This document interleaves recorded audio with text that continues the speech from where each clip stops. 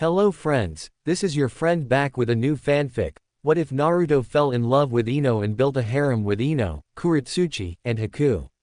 If you like this story, don't forget to like, share, and subscribe, and leave your thoughts in the comments. Now, let's start. Chapter 1, A New Destiny. There he is. Get the demon. A loud shout came out in the dark stillness of the night. Men and women with torches and other tools they happened to pick up. Avenge the fourth. The target of their assault was none other than a recently turned, 6-year-old boy. He was kicked from the orphanage a year prior to this day. So far for one entire year he lived on the streets, finding alleyways and different training fields to sleep in. He scrounged trash cans and garbage dumps for anything to use as clothing or blankets. He ate whatever filth he could possibly find to keep himself from starving to death. He hoped there was a light at the end of this endless dark tunnel that his life was. Deep within this 6-year-old's mindscape, the demon was giving him directions. He was telling the boy where to go and how to get out. Naruto, being a 6-year-old, didn't really know who was giving him directions, but he just went with it. Only hoping that he could get away from it all. He suddenly came across a small stand with a sign that read, Ichiraku Ramen. The boy suddenly charged in and hid behind the counter and hugged the leg of the shop owner, Chuki. The old ramen stand owner looked down at the boy and suddenly recognized who it was. Those whisker marks were a dead giveaway. He heard of the things that his neighbors said about the boy. Some of them were quite horrendous, while others were just ridiculous, but he lived in an anti-Naruto neighborhood. He didn't want to lose any customers by allowing the boy to stay hidden, so the old man was about to raise his ramen ladle to beat the child, but he saw the deep blue eyes that this little boy had. The eyes that no child should even have. His eyes showed pain and sorrow that most adults don't even experience. The little boy was bleeding profusely, but he was alright somehow.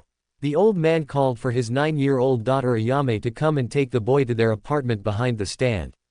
Chuki was suddenly met by a large crowd of people with torches and weapons. "May I help?" Chuki was rudely cut off by the leader. He glared at the ramen shop owner, but answered Chuki's question anyway. "We are looking for the demon brat Chuki."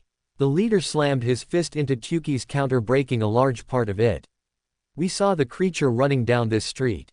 Now I want to know what happened, or we will destroy your little shop." "Now what will it be, old man?" Chuki glared at the man with little care in his eyes. The old man looked at the leader of the mob with a defiant eye. "I do not know what you are talking about." Chuki's face was suddenly smashed into the counter. The old man stumbled back, but he was grabbed by the collar of his shirt. A very real wakizashi was held to his throat. "Liar. The other shop owners on this street saw you tell your daughter to take him into your apartment. Now we all know where your allegiance lies, and it's not with Konoha." The leader smirked at Chuki. "I used to respect you, old man. Ransack this terrible restaurant." The mob charged in and began to break the wooden chairs and began to destroy the wooden countertops. Chuki was suddenly stabbed in the abdomen by the leader of the mob and dropped onto the floor like he was garbage. Suddenly Ayame and Naruto showed up. Both were being held by their necks by a massive man. "Time to die, demon brat." The leader was about to behead Naruto, but something unexpected happened. Two Anbu ninjas showed up in an explosion of smoke. One Anbu had a dog mask while the other had a weasel mask. Both looked to Ayame and Naruto and bowed slightly before speaking out. "Weasel, go bring the man to the hospital as quickly as possible." The Anbu nodded and bent down to lift Chuki to his feet. The Anbu then shunshined as quickly as possible and left the dog-masked Anbu by himself. The remaining Anbu drew out his tanto and looked at the men around him. The Inu-masked Anbu swung his tanto with such speed and precision. The blade cut off the large man's hands. Naruto and Ayame choked slightly before regaining their composure. The Anbu didn't even take a second look at the handless man. "All of you, by order of the Hokage. You are all under arrest." 50 clones popped into existence and put binding jutsu on the assailants of the 3 innocent people. Yane. Naruto. The next morning, Naruto awoke in a hospital bed. The light was blinding to the young boy. He gripped his head tightly. A major headache had resided in his temples. The 6-year-old sighed deeply as it finally clicked that he was in the hospital once again. He scratched his head in annoyance and blinked a few times. He yawned and looked around the room slightly, hoping that someone came to his hospital room. He smiled brightly when his eyes laid upon the powerful figure known as Hiruzen Sarutobi. Naruto-kun, Hiruzen gave the boy a sad smile. Are you feeling better? Hi Gigi. Naruto said while scratching the back of his head. How am I here? 2 Anbu protected you, but by the time they finished disposing of the mob, you passed out from blood loss. Hiruzen downcast slightly. Naruto sighed. Gigi, can I ask you something? Naruto looked up at his grandfather. Anything Naruto-kun. Hiruzen replied. I want to become a shinobi. Naruto said with deep conviction. Those Anbu were powerful. I saw how those people looked at the Anbu. They looked at them with respect and fear. And then they look at you with even more respect and fear. Naruto then had an epiphany. Even better than just a shinobi. What is Naruto-kun? Hiruzen asked. I'll become Hokage. He shouted in happiness. I will become Hokage one day, old man. One day indeed, Naruto-kun. Hiruzen gave the boy a genuine smile. But, I have another question, Naruto said. What is it, Naruto-kun? Hiruzen asked for the umpteenth time. Not that he minded. How do I go about becoming a shinobi? Naruto asked. Just yesterday, I became 6. Oh, how could I forget? Hiruzen gave the blonde child a beaming smile. By law, every eligible child must be tested for chakra reserves, and if they have enough they will be entered into the ninja academy. I wanna do that, Naruto said with his childlike happiness resurfacing. How do I do that? Naruto asked with his head tilted slightly. Haha. Don't worry Naruto-kun. We can go to the academy to get tested for chakra later when you get out later. Hiruzen said. How about I get out right now? Naruto asked. I know you heal fast, but you can't heal that quickly. You had cuts and deep bruises all over your body last night. Hiruzen gave a hearty laugh. I am Naruto the Great. Naruto shouted out. I can't be held back by some little cuts. I'm going to be Hokage one day. Indeed you will be Naruto-kun, but one thing at a time. Rest for now. I'll be back in a few hours, and if you're fine, then I'll get you tested for chakra. Hiruzen got up and left the room. Sleep tight Naruto-kun. A few hours later. This can't be, all that is required is at least a score of 2000, but this kid is going into the high 100,000s, and there's no sign of stopping either. Hiruzen and the instructors at the academy were staring at Naruto's chakra level tests and gawked at the sheer amount the boy had, and the machine hadn't even started calculating the kyubi. Naruto sat in front of them still channeling chakra. The machine's calculation already had 2 sets of zeros and it continued to rise. Hiruzen did a quick calculation of the numbers and surmised that Naruto could spit out tons of A and B ranked ninjutsu without feeling tired or even losing half of his chakra reserves, and probably 1 or 2 S ranked before he runs out of half, with the right amount of chakra control that is. Okami, this kid could damn well take the Hokage seat right now. Okay. Naruto, you can stop channeling chakra now. Hiruzen said as his chakra levels just got calculated well into the millions. The number just kept rising as Naruto continued to exert chakra from his system. But I can still go. Naruto smiled and surged even more chakra. Take this. Naruto went all out and surged so much chakra that the machine exploded from overexertion. The last number the machine was able to calculate to was a startling 12 billion. The same amount that Hashirama was believed to be at when he was at his prime. Not when he was a child. Everyone present looked in complete awe. Some of the anti-Naruto teachers lost their hatred and replaced it with complete undeterred respect for the kid. No one in the history of the academy had been able to do such a thing. Hiruzen looked to the instructors with a wide smile and was replied with the same smile from the teachers as well. Sweet. Naruto jumped up from the ground that he was thrown to. I am totally gonna become Hokage. Calm down Naruto. One of the teachers laughed. Sorry, Naruto said with a blush of embarrassment. Can I ask who you are? My name is Iruka Umino. I'll be your instructor for the next 7 years. Iruka gave him a small smile. And congratulations on destroying the machine. It only cost the academy 200,000 ryo. Iruka said with a sarcastic mirth to his voice. Again, sorry. Naruto gave an embarrassed laugh. It's alright, Hiruzen said with a smile. Naruto, come on. We will go and buy supplies for you. Alright Gigi. Naruto ran up to the Hokage's side and held a small part of his robe with his small hands. 1 year later. After one whole year of training and working on the shinobi arts, Naruto had excelled as a chakra and stamina freak to the point that he couldn't do any simple academy jutsu. At least the constant attacks stopped. But he was made fun of as the dead last. It wasn't his fault though, he just had too much chakra to control. It was like trying to stop a tsunami with a sheet of paper. Yeah, it's not going to happen. Naruto struggled so much in class. While most civilians left the boy alone once he was enrolled into the academy, but some of the instructors that Naruto had weren't screwed with the young boy's academics. But putting his school life aside, Naruto was basically a loner, except for the fact that he was friends with Choji, the resident fatass, and Shikamaru, the resident lazy. They became friends shortly after they were enrolled into the academy. Well, it was mainly because Shikamaru's father made him do it. Choji was going to become friends with Naruto either way because he was the only one that didn't make fun of him because of his weight. Naruto came to class late today and was forced to sit next to the also popular Uchiha. Naruto didn't understand what the deal was with him. In Naruto's eyes, the Uchiha was just another kid. The only difference was that he was from a more prominent and powerful clan than the others in his class. And what was up with the hairdo? Who is he trying to impress? The mother duckling in the pond outside in the playground. Naruto sighed and pulled out a seat and sat next to Sasuke. Neither of them spoke a word to each other, but the tension was there. Naruto was a lonely orphan sitting next to son of the clan head to the largest clan in Konoha. But all of that changed one fateful night. Naruto came back to the academy the next day expecting another empty day filled with nothing because the oh-so-important Uchiha was nowhere to be found. But instead, his ears were enticed by the rumor of the Uchiha massacre. Naruto's ears perked up. Sasuke was now an orphan. Naruto smiled sadly to himself. Sasuke's eyes were empty and devoid of emotion. There's someone like me now.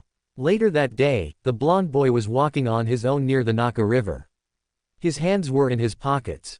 He looked to a playground nearby and scowled when he saw how happy some kids were with their families. He hated being alone. Even the old man had stopped coming over to his apartment. So Naruto continued taking the scenic route towards his home until he came across a strange sight. Sasuke Uchiha was sitting on the platform jutting from the side of the river. He was staring out into the sunset but then looked up and glared at Naruto from the crest of the hill behind him. Sasuke then shut his eyes. Naruto, Sasuke called out with a weak voice instead of the one he used in class. Can I ask you something? Naruto froze and shut his eyes. He took a deep breath, contemplating whether he should walk off or go and talk to the lonely Uchiha. Naruto steeled his resolve and turned around and headed down the steps of the hill and got ready to sit next to Sasuke, who surprisingly moved over to give the boy some space. When Naruto sat down, there was a very sad silence that went off between the two of them. Naruto, do you know what it's like? Sasuke asked, breaking the silence. I mean, do you know what it's like to be alone? Sasuke asked. What do you mean, Sasuke? Naruto asked. It only happened 2 nights ago, don't you? I know it did, but I was told to seek help instead of bottling it all in. Sasuke replied. I am an orphan now, so the only plausible thought was to ask you, no offense. None taken. Naruto replied. He looked out to the small waves in the river and heaved a sigh. And yeah, I know what it's like. How do you deal with it? Sasuke asked. It's hard, but you can manage as long as you have people with you to help you through it. Naruto then went off to spill his life story. Sasuke got angry and disgusted at many of the atrocities that the villagers caused to the blonde boy next to him. And then I blew up the chakra reading machine thingy. Naruto gave a little laugh at the memory from a year ago. And then I became friends with Choji and Shika, and then here we are now. You make it sound easy, Sasuke said. It's because I was able to get all of that off of my chest. Naruto said. Now you try. Fine. Sasuke then spilled his life story. All the way to the Uchiha massacre. Then Itachi told me, there is a great darkness ahead. Be wary, little brother. And then he hit me with a Tsukuyomi and then I woke up in a hospital the next day. Sasuke watched Naruto's reaction throughout the entire retelling of the night, and was happy that the boy got angry and felt repulsed at the same points that he himself was. Damn, Naruto looked back into the river. You actually had a family whereas I didn't. Your pain is probably worse than mine.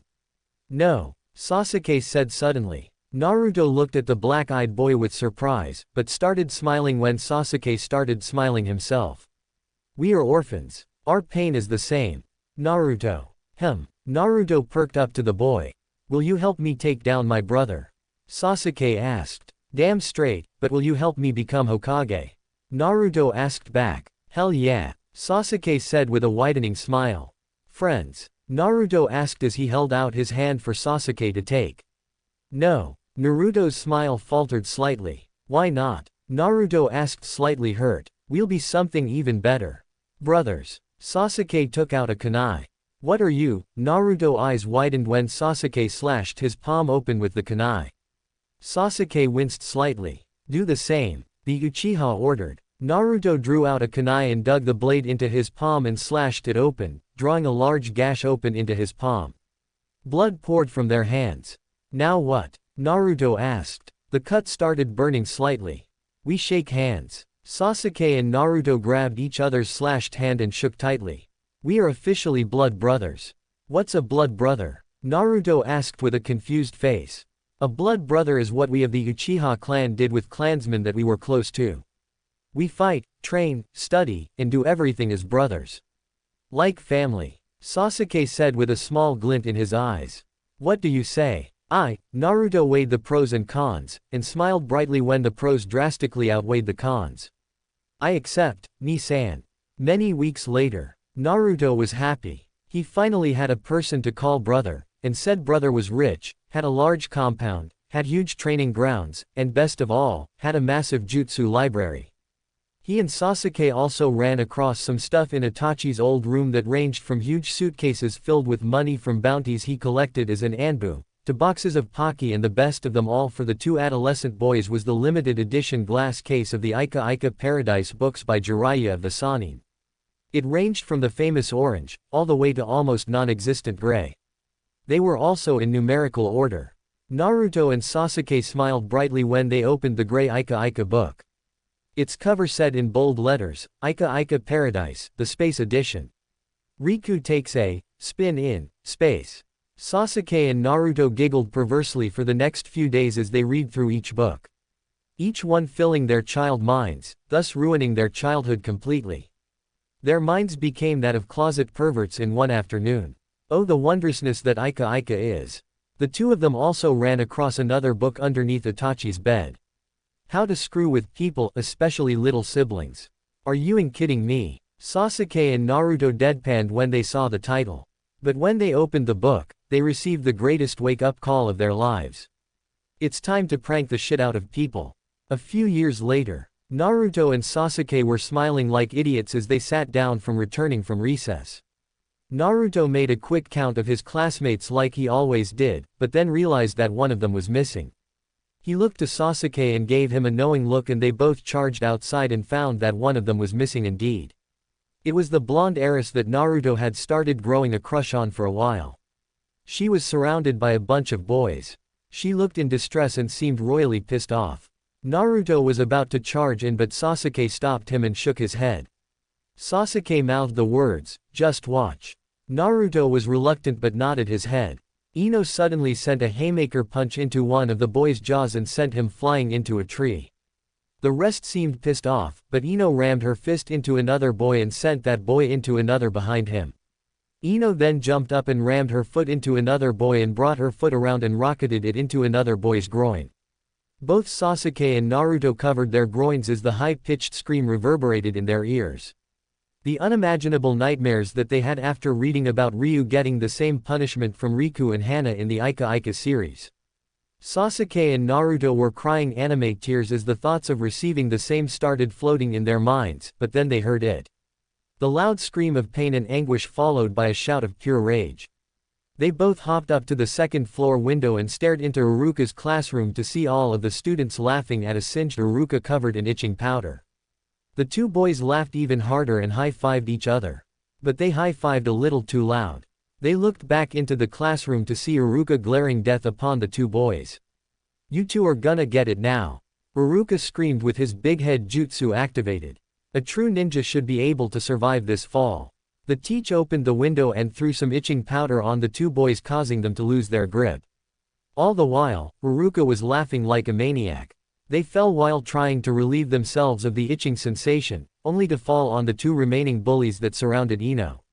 She looked at the two most popular boys in her class, even though one was a genius and the other was a retard.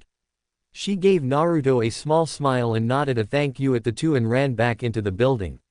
She didn't even notice Haruka's big head jutsu still activated with him still laughing like a psychopath. Sasuke then looked to Naruto. Think it's time to go ahead with stage 2. Naruto then nodded his head with a devious smile on his face. Kai. Suddenly a weak explosive tag attached to a desk behind Haruka went off and sent him flying out of the classroom window and into the pond in the playground. After he splashed about he found the two pranksters and picked them up by their collars and scowled deeply at his star student and his worst. Another year goes by. Sasuke ni, Naruto asked. Do you think I have a chance with Ino? The boy asked his brother. Maybe, maybe not. Sasuke sighed. Out of all of the annoying girls in this class, I'd probably date Sakura. Sakura. Naruto choked on his spit. Why? She's the loudest one. Naruto growled the last part. I know. But she has potential, I have a really good feeling that she could be the one. Yeah, and I'll be a dolphin. Naruto sighed and looked to the front door. He took a deep breath and faced the front of the class. Ino then walked in with her popular strut like she did since the new year started. Naruto didn't really like it, but who was he to judge? He sighed and sat back waiting for the inevitable trigger of their prank. Shikamaru and Choji walked into the classroom and sat in front of the two boys and smiled brightly when Sasuke filled them in on what they had done. Then it happened. Haruka walked into the classroom with a cautious pace. He eyed the floor, ceiling and even eyed the desks.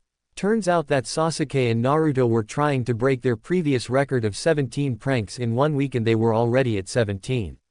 All they needed was one more and their record was broken, and today was the last day of the school week. Haruka took a deep breath and eyed the 4 boys who were smiling like mad scientists. He nervously trekked from the door to his desk. The moment he moved his seat over for him to sit, he went up in a pillar of flames. When the flames died down it came to reveal a deeply singed Haruka. But before the fire would continue to do any damage, a bucket of ice cubes fell from one of the ceiling boards and toppled its contents down onto Haruka. Sasuke, Naruto, Shikamaru and Choji were on the floor holding their sides as their laughter was sucking the air from their lungs. Haruka then pulled out 3 kunai with paper tags attached to them and hurled them with deadly accuracy and embedded them into the desks in front of each student respectively. The tags said in big bold letters, "Detention." What a wonderful way to start the day, huh, Sasuke? Chapter 2, Resurgence. Silence held the classroom as everyone came to realize that the two pranksters were nowhere to be found. Haruka was cursing to himself as he and 3 other Chunin were searching everywhere for the two. Haruka was covered in pink paint and the 3 Chunin accompanying him were drenched in ice-cold water filled with baby squids. 2 of the Chunin had tentacle marks on their cheeks and hands. I swear when I find those 2, one of the Chunin growled. I know how you feel. Haruka growled as well, but up above them, hidden by the ceiling boards was a black-haired Uchiha and a blonde-haired Uzumaki. They were snickering to the point that they were near hyperventilation. Their noses were clenched tight by wraps. In their hands were kunai with a special explosive tag attached to it. The seal kanji of course said explode, but its contents were different. Prongs were in different places and there were at least 2 different levels of prongs drawn into the seal matrix. It was a stink bomb. A few weeks back, the 2 boys were reading through Itachi's book, How to Screw with People, especially Little Siblings, and the intermediate pranks ranged from nailing filing cabinets shut to stink bombs. They already had the harmless explosion, flame pillar followed by ice wash, and they also had the paint traps. Now they were taking it to the next level. Sasuke ni. Since you have higher skill in shuriken jutsu, you may have the honor of filling out class with the smell of shit. Naruto gave a silent laugh afterwards. Indeed Naruto. Now watch the wonder of Stinkin' Sue. Sasuke spun the kunai in his hand before motioning Naruto to move the ceiling board. They were given full view of the Chunin search party and worried students. This was the first time that they pushed aside collateral damage all for the sake of a prank. Take this. Sasuke hurled the kunai down and impacted the blade into the Shikamaru's desk. When the kunai's tag started sizzling, Shikamaru awoke with wide eyes. He shot a hand to his mouth recognizing the seal matrix and ducked under his desk. Boom! Green gas spread throughout the room, entering everyone's noses. The academy students were on the ground screaming in pain and the chunin were on the floor covering their noses as tears formed at the corner of their eyes. They were screaming in pain. The horrid smell was too much to take. Even Sasuke and Naruto had underestimated the power of the stench. When they opened their mouths to laugh at the misfortune of their classmates, the smell had found a path into their mouths. The instant disgust they felt caused them to remove their hands from their noses, allowing even more of the smell into their bodies. Naruto and Sasuke started choking on the smell, causing them to fall through the hole in the ceiling and land onto Shikamaru's desk, right at ground zero of the gas attack. After an hour, the gas had dissipated, but everyone was on the ground moaning and groaning in pain. Tears were pouring from Naruto and Sasuke's eyes as they had taken the brunt of their own prank. Even though they were severely wounded, they were able to communicate. So how many pranks have backfired on us? Sasuke asked. His body was so numb that he didn't even move his head to look at Naruto. That would be prank number 15 that backfired on us, Naruto moaned out. His eyes were dry and his nose was on fire. His mouth was parched, and his throat was rough. He wanted to throw up, but there was nothing in his stomach, for he had already thrown up from the stink bomb. Or stink tag, whatever you want to call it. Once the rest of the class recuperated from the horrifying experience of being in the middle of a gaseous form of a shitstorm, they looked at the two pranksters and glared at them, sending as much killer intent at them, causing the two to shrink even smaller than what they were. The two of them stared in complete fear of what was to come because what they had done. Iruka and another chunin grabbed the two boys by the scruff of their necks. More specifically, their collars. The two boys were still too numb to even engage with conversation with one another. 3 weeks later, after their last prank, Naruto and Sasuke promised to themselves that they would no longer commit pranks of that scale in such a small room. It even got to the point that they weren't even going to commit pranks again. But then again, that was a prank too. You will never know what their plans are, unless they let you, because that means that you would have been extremely close to them to be let in on the prank. Or that was just for the sake of misleading potential targets of the pranking. In the meantime, since pranking was out of the question, Naruto and Sasuke started revamping their training with elements and such in the Uchiha training ground. Sasuke's known affinity was fire, but that was it so far. Naruto's affinity was wind so far as well. Sasuke had mastered the Gokaku no Jutsu, the Hausenka no Jutsu, and was showed promise in Kenjutsu. He was also extremely proficient in Shuriken Jutsu and Taijutsu. Naruto showed great promise. He had almost infinite chakra reserves, which meant that he could practically drool out A and B rank ninjutsu without any problem. Naruto was also a stamina freak and was able to go on for hours without breaking a sweat. Naruto may not have had the genius skill that his Uchiha counterpart did, but he was determined. Naruto worked off to master other jutsus within the Uchiha library. During his search, he and Sasuke stumbled upon a wind jutsu. It was easily an A-ranked ninjutsu. The Kazejana no Jutsu. The wind scythe technique. Naruto and Sasuke studied the effects and how to do it. The two of them dashed out of the library and toppled over each other in the training ground. Naruto quickly sped through the required hand seals and took a deep breath. Naruto spit out a large cloud of black ash. He felt his chakra sharpen each breath that trailed out of his mouth. Hidden in the cloud of ash was an arsenal of blades made from wind, slashing about, albeit weak, but it was still enough to cause some damage to the training dummies placed about in the training grounds.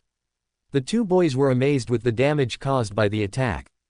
Holy shit, Sasuke laughed. He coughed slightly though when he realized that the ash cloud was still around. Naruto, I don't think you did the jutsu right. What? Naruto wheezed. Do you think? Naruto was coughing out little clouds of ash and dust. I'm not some genius like you are. Sorry geez, Sasuke said. Anyway, Naruto said as he straightened up.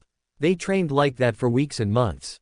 Even on weekends and holidays, the two of them trained together non-stop. During all of this time, Naruto was less hated and more respected as time went. People started to see him as a person since the last loyal Uchiha was willing to hang out with him. There were still those who hated the poor boy. In the Hokage's office, Danzo, what are you doing here? Hiruzen asked with a slight sigh hidden in his voice. I have a report for you. The old war hawk said as he took a seat in front of the Hokage. Report from where, Danzo? Hiruzen said as he made a quick motion of his wrists. Suddenly, 4 Anbu came into existence and left just as quickly. The Hokage then sped through hand seals and focused up a silencing seal all across the room's different openings, windows and the door. Creases in the walls, and corners of the walls. Here, Danzo took out a large map of the Land of Lightning and rolled it out and spread it open for Hiruzen. My agents have given me a report from Harem in the Land of Lightning. Danzo took out another map and spread it to reveal the entire city. Home to nearly 10 million people, the second largest city in the entire shinobi world, is also home to many crime syndicates that are ripe for manipulation. Hiruzen narrowed his eyes. These criminals are just a means to an end. I am not saying that we endorse what they are doing, but instead we, how do I say this, exploit what we have been given. Danzo gave the faintest sign of a smile. If you allow me to train more recruits for the root program, we can have a perfect information source in the Land of Lightning, and also we'll have a perfect bridge between us and the criminal underworld. Hiruzen looked up when Danzo leaned in. We could locate Orochimaru. Many weeks later. Naruto. Sasuke said flatly. But the duck-haired boy received no reply. Naruto. Still no reply. Dobi. Sasuke slammed his hands onto the desk he shared with the blonde. Oh, Naruto said as he snapped his head over to look at Sasuke. What is it? You were staring again. Shikamaru sighed. Why don't you get up and talk to her? Yeah, Naruto. What are you afraid of? Choji added while he stuffed his face with barbecue-flavored chips. We know Ino. She's like a sister to us. So don't worry, we'll put in a good word for ya. And no need for that. Naruto blushed slightly. Really? Sasuke and Shikamaru deadpanned. Really? Naruto replied. You could barely even look at her without drooling and going brain dead. Sasuke said with a laugh. You'll need something to kickstart the conversation and I doubt staring will do the trick. Why don't you talk to Sakura more instead of just letting her rub up all over you? Naruto growled. She needs to impress me first. Sasuke said with a cocky smirk. Bah, the other 3 boys groaned out loudly. Kaki Uchihas. All right, Claw, Ruruka said with a smile, but he was suddenly launched from his footstep by an exploding air tag, causing him to collide with his desk, that just so happened to have a cake. The instructor collided with the cake face first. Naruto and his group of friends were on the desks cracking up like no tomorrow. Naruto was wheezing, Sasuke fell out of his seat, Shikamaru was leaned back in his seat and Choji was holding his sides. All 4 of them were going to get it this time. You 4 are getting detention. Ruruka screamed with his big head jutsu.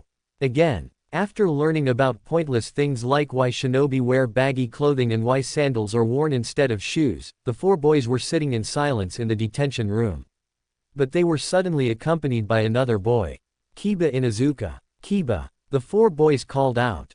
But just as the words left their mouths, their heads were hit with 1,000-mile-per-hour chalkboard erasers. When the 4 turned their attention back to the front of the class, they saw Iruka with a slight scowl spread across his face. This is detention, not some social gathering. Iruka huffed and pulled out a familiar orange book. Naruto and Sasuke's eyes widened when they saw the book.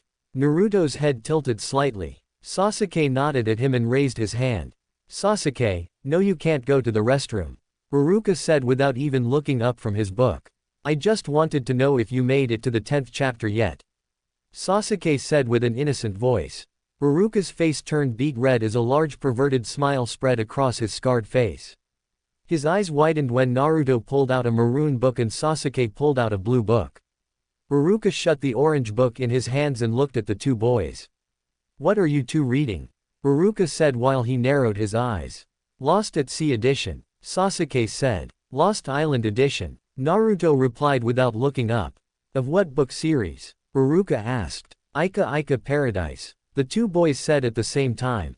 Iruka was about to reprimand them, but then Shikamaru, Choji and Kiba took out similar books.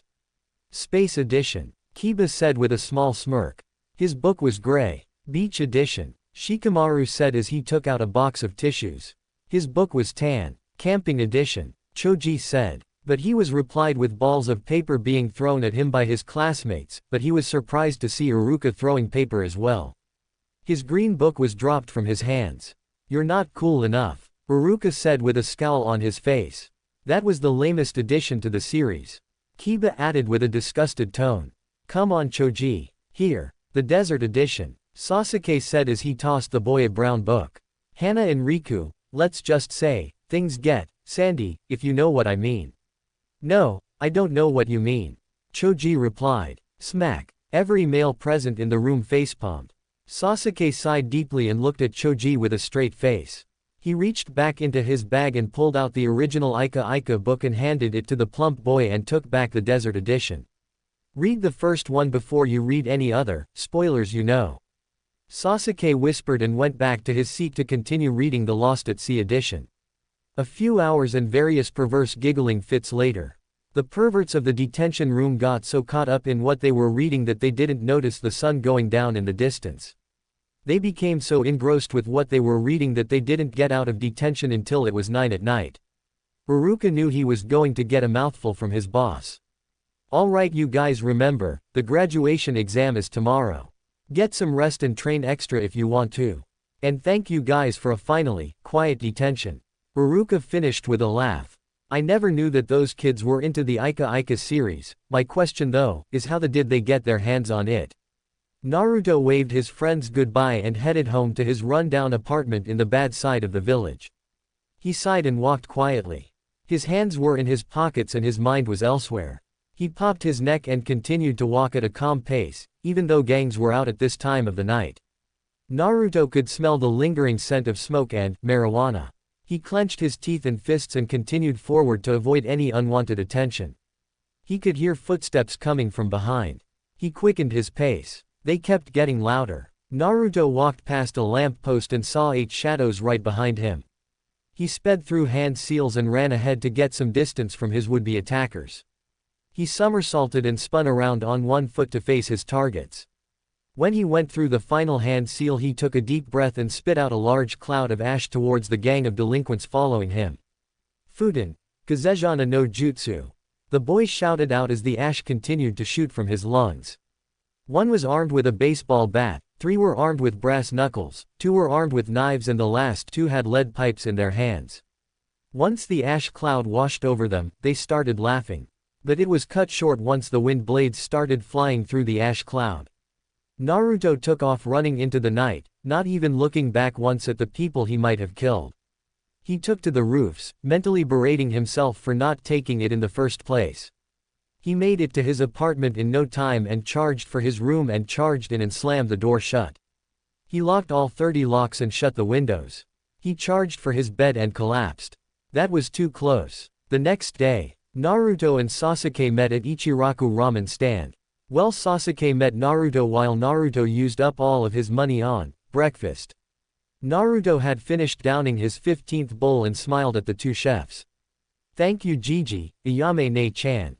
Naruto shouted in excitement. "You two are the best." Naruto lifted his final bowl and slurped the ramen broth clean from its container. Naruto reached out and grabbed Sasuke's wallet and pulled out 2,000 Ryo notes and slammed them on the counter and headed out towards the academy. "I swear you're an idiot." Sasuke growled, slightly breaking the comfortable silence. Naruto looked over at Sasuke and found that his wallet seemed to be crying. It was empty. Not even dust bunnies resided in there. "You used up all of my money on ramen runs." Naruto looked up to see Sasuke was crying as well. "Dude, it's just money," Naruto said while placing a hand on his shoulder. "It's my money. I wanted to use it for ramen too." Sasuke started whining like a 3-year-old girl. People were looking at the 2 boys with a weird look. "Are those 2? An older girl whispered to her friend. "Gay." "I don't even know," her friend replied. "The Uchiha is acting extremely weird. How could you do this to me?" Sasuke whined loudly, making a large scene. "It was my money." Naruto shut his eyes and slapped the Uchiha across the face, knocking him back to reality. Naruto's handprint was burned into Sasuke's pale cheek. It was a long silence. The demon boy just bitch slapped the Uchiha. Sasuke's left eye twitched slightly. Then it was the entire left side of his face. Then everything happened in such a quick blink of an eye. Soon enough, Naruto was on top of Sasuke, wailing on the Uchiha's face. Naruto raised his fist again and smashed it against Sasuke's forehead. People were cheering for the fight to continue distracting Naruto. Sasuke flipped the boy over to where it was Sasuke that was on top and not Naruto. The black-haired boy gave Naruto the same treatment that he had received not even a second before. At the academy, Iruka walked with the caution of a cat. He was on all fours with his eyes narrowed. His students looked at him with terrified looks. "I think Sensei finally snapped," Kiba said as he and Akamaru sunk into their seat. "I feel uncomfortable watching Iruka-sensei do this," Ino said as she backed into her seat more. Iruka paid no attention to what his students were thinking. To him, it was a game of cat and mouse. It was catch or be caught. He was tired of being caught in their pranks. He didn't care if he had bonded with the two boys the night before over literary porn. Those two were devious children waiting to strike. Like the way shinobi should be. Suddenly, the classroom door shot open and in walked three people. One chunin and two extremely beat-up academy students. Naruto's right eye was swollen and his jumpsuit jacket was matted and torn up. He was holding it with his right hand, revealing the muscles he kept hidden, causing many girls to gasp and blush. Sasuke's left cheek was purple and black, and his shirt was ripped open in some parts revealing muscles in certain areas. Blood was on both of the boys' clothing. They limped over to their desks, but didn't sit down. The chunin walked down to the front of the class and gave everyone a smile, but gave a hidden scowl to Naruto. The chunin was named Mizuki. "All right, Naruto, Sasuke. Take your seats," Iruka said from his position on the ground. "Why yeah," Naruto hissed in pain. "We'd rather not," Sasuke finished. The two of them were leaning on the backs of their seats. "We got in a little scuffle with one another on the way here." "Boys," Ino huffed and shook her head. Every girl did. "All right, do you two need to go to the nurse?" Iruka asked. "Nah, no thanks. We wouldn't miss the test for the world," Sasuke said with a small smile. "We both still have chakra." "All right, then let's get this test started," Iruka said. "Sasuke, come down." The boy limped down the steps and stood in front of his sensei with a look of painful confidence. Sasuke winced slightly but kept a straight face. "All right, do a transformation technique," Iruka said as he looked up from his clipboard. Sasuke shakily brought up the ram seal and channeled chakra, transforming into another Iruka. After the instructors made a quick overview of the henge, they nodded and put their marks onto their clipboards. Sasuke then proceeded to dispel the jutsu and reverted back to his normal self. "Very good, Sasuke. As expected. Now on to the kawarimi," Mizuki said. Sasuke nodded his head and replaced himself with Naruto. The blonde plopped onto the ground while Sasuke was seated in Naruto's seat. Naruto struggled to get up. Sasuke then replaced with Naruto once again, but Naruto was now on the desk with his butt up in the air, only a couple of inches away from Ino's red face. Sasuke giggled slightly and turned his attention back to his teachers. "Funny," Iruka said in between giggles. "Anyway, on to the final part of the test. The bunshin." Suddenly all pain was forgotten for both Naruto and Sasuke. "Oh," Sasuke said in his mind. "Fuck." Naruto groaned in his mind. His chakra control was only good enough for henge and the kawarimi, but there wouldn't be enough chakra control in the world for him to do a simple bunshin. Sasuke looked back to Naruto and gave a slight frown. He nodded his head anyway and formed the ram hand seal and focused enough chakra to create a movable bunshin. The clone turned and winked at the resident pink-haired banshee before dispelling, causing a massive uproar of fangirls. Naruto took out earplugs and stuffed his ears with them. He glared at Sasuke as he walked up the steps with a smug look on his face. "All right, up next is..." A few people later, it was Naruto's turn. He walked up to the front and dived right into it without needing Iruka's instruction. Naruto instantly transformed into the fourth Hokage. He smiled at Iruka and dispelled the jutsu, wanting to get the test over as quickly as possible. Iruka was about to open his mouth to tell him to get the next jutsu ready, but Naruto beat him to the punchline first. Naruto switched with Iruka, and switched with a log outside and then switched with Iruka from outside and reappeared back inside in his previous spot. Mizuki was slack-jawed and almost dropped his clipboard. Hell, the entire class was slack-jawed. Ino especially was. Interesting, Ino thought with a small blush and the faintest form of a smile. "Now," Mizuki said with a small smile. "For the bunshin." Naruto took a deep breath and sighed deeply. He stretched and threw up the ram hand seal and started forcing chakra out of his body in tsunamis. As expected, Naruto used at least 500% more than the required amount of chakra to perform the Bunshin Jutsu perfectly. Ino tilted her head slightly and shrugged. "Pop, I'm sorry Naruto, but you failed this test," Mizuki said just as Iruka entered the classroom. He sighed when he saw the Bunshin that Naruto created. The poor boy collapsed onto the floor. He was breathing hard and looked exhausted. It was a loopy, gray and dead Bunshin. Its arms were like floating noodles, and its head was flat. Its left eye was in its ear and its right eye was in its forehead, giving the already appalling clone a more grotesque look. One of Naruto's classmates threw up after looking at the clone. "It's okay Naruto, we'll find a way to get you to pass," Sasuke said as he wrapped Naruto's arm over his back. After class, Naruto sat on his swing with Sasuke leaning against the tree that the swing hung from. Naruto was brooding much like how Sasuke used to. He had failed the graduation exam again. What more could he do? Naruto took a deep breath and sighed for the umpteenth time that day, no, that hour. Naruto was depressed and no matter how hard Sasuke tried to cheer Naruto up, nothing would work.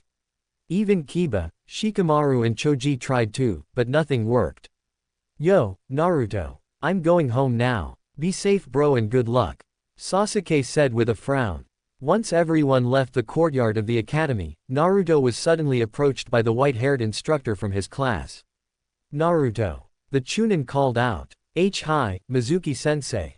Naruto asked. "I have a proposition for you." Naruto's ears perked up at this.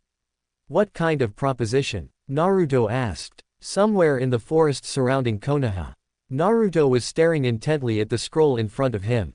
It was fairly easy to get seeing as how all he had to do was go off into his Waroke no Jutsu state. Naruto mentally facepalmed when he realized how many perverts were in his village. He shook his head and yawned. He threw up a cross-hand seal and focused chakra through the seal. Suddenly a few pops could be heard going off next to Naruto. They all looked at Naruto with aloof expressions. One reached out and tapped Naruto's arm, snapping him from his surprised state at perfect clones. Naruto smiled brightly at them. "Kit." Naruto's eyes widened when the voice vibrated within his mind. The clones popped out of existence when his concentration broke with them. Who's there?" Naruto asked out. "Listen to me. Do not trust that bastard Mizuki." The voice told him. "Why not?" Naruto asked. "Just don't." The voice sounded annoyed. Naruto flinched slightly but nodded his head. "Good. Someone's coming." Naruto. Iruka called out in surprise. "What are you doing with the scroll?" Demon brat." Mizuki screamed out with a delirious tone lacing his voice. "Iruka, why must you get in the way of retribution? You aren't supposed to be here." Mizuki reached to his back and unclipped a large Fuma shuriken and hurled it towards Naruto. "Naruto get down." Iruka tackled Naruto and shielded his body. Darkness. Naruto came to in a wet sewer at the base of a large cage. He looked closely at the bars and noticed complex seal matrices drawn and etched into the bars. He looked up and caught sight of a large tag with the kanji for seal on it placed as a lock for the cage doors. He was about to venture between the bars, but was blown back by a powerful wave of malicious intent. "Hello, Kit. Our red eyes." Chapter 3, Revelation. Our red eyes. Naruto paled at the sight. The gigantic red eyes were accompanied by a large widespread malicious grin. Naruto shivered greatly at the sight. He looked in fear and started backing away from the cage, but he was stopped by the loud and powerful voice. "Kit, stay for a while. I have a little proposition for you," the booming voice said in a feminine tone. "Am I talking to a lady?" Naruto thought. "What kind of proposition?" Naruto asked out loud. "And who are you?" "I am the Kyuubi no Kitsune." The voice laughed. The Kyuubi." Naruto paled to the point he was near transparent. Where am I? Am I dead?" "Calm down Kit. We are in your mindscape," the Kyuubi said with a slightly annoyed tone in her voice. Wait, mindscape?" Naruto asked out. "Wait, I thought you were dead." "No mortal can kill me. I am the most powerful and unstoppable Biju in existence." "If you're so powerful, then what are you doing behind bars?" Naruto asked as he took a seat on the floor of the sewer. "Want to repeat that Kit?" the Kyuubi growled. I'm trying to offer you something and this is the thanks I get. Sorry, anyway. What's this deal thing? Naruto asked while scratching the back of his neck. It is a simple power. It's a Kekkei Genkai of sorts. The Kyuubi said. A Kekkei Genkai? Naruto asked. Oh, like the Sharingan. Naruto smiled brightly. Precisely. Naruto nodded his head. So what do I have to do? Naruto asked. Loosen the seal on the cage. The Kyuubi said without hesitation. What? Naruto choked. You'll break free if I do that. Not if you loosen it just a little bit. The Kyuubi said in a slightly annoyed tone. But, how do I know if you're just screwing with me? Naruto shouted. Hey, the Kyuubi said. Stop your shouting. It's getting annoying. Sorry, Naruto said. Why are you giving me power? What's in it for you? All I want is for you to change how it looks in here, and a little extra as well. Kyuubi smiled at Naruto. What is this extra? Naruto asked. I'll tell your little adolescent mind what it is after you loosen the seal. The Kyuubi said, hoping that Naruto wouldn't ask any more questions for the time being. Fine, Naruto said after a 10-minute silence. It better be worth it. Don't worry kid, it'll be very worth it. The Kyuubi smiled brightly once Naruto came close to the gate. A large vortex shot up and raised the boy up to the seal. He got a little nervous and reached out for the tag. The Kyuubi gave the little boy a reassuring nod. Naruto nodded back and placed his hand on the seal and proceeded to tear off the seal. But before he could continue, a hand sped in and tossed the young boy off of the water vortex and down onto the floor of the sewer. The young boy looked up to see the silhouette of a tall blonde-haired man. But what really got Naruto was what the man was wearing. A white haori with the kanji for 4th Hokage stitched down the back. Why Yondaime H Hokage, Naruto gasped. It's nice to see you again, son. The man turned around to reveal Minato Namikaze, indeed, the 4th Hokage. Oh Minato. Cut it with the flashy entrances. Kyuubi groaned. What? Naruto was snapped from his stupor in an instant. What's going on? Naruto. I want you to meet your father. Minato Namikaze. The 4th Hokage. In other words, the one who put me here. The Kyuubi sighed. Why you? Naruto was confused. Wait, what's? Naruto's rambling was stopped when Minato grabbed Naruto and embraced him in a tight fatherly hug. Minato gave Naruto a reassuring smile. Naruto, I'm sorry for what I've done to you, Minato said with a frown. I didn't want to put Kura inside of you. Kura? Naruto asked. Yes, Naruto-kun. Kura is her real name. A voice said from within the cage. Naruto and Minato looked out towards the gate and saw a beautiful red-haired woman walk out towards the bars and walk out into the sewer. Who are you? Naruto asked. Suddenly the woman lodged her fist into his face, sending him racketeering towards the end of the hall. Her hair was floating like a demon would. Her fist was engulfed in a chakra-enhanced flame. Her eyes were twitching violently. Her teeth were barred. How dare you speak to your mother like that? The woman roared. Mother? Naruto asked incredulously. Why yeah, Naruto. This is your mother, Kushina Uzumaki. Minato said while trying to calm his raging wife down. She was known as the Red Hot Habanero, and I'm pretty sure you know why. Kushina growled as she started to calm down. I'm sorry, I had no idea, Naruto said. So, what are you two doing here? We changed the seal to allow us to speak to you when the seal becomes undone. Well, that's what I did. Minato said. I altered the seal to allow myself to freely speak with my baby boy. Kushina grabbed Naruto and embraced him with the tightest hug possible, until your 16th birthday.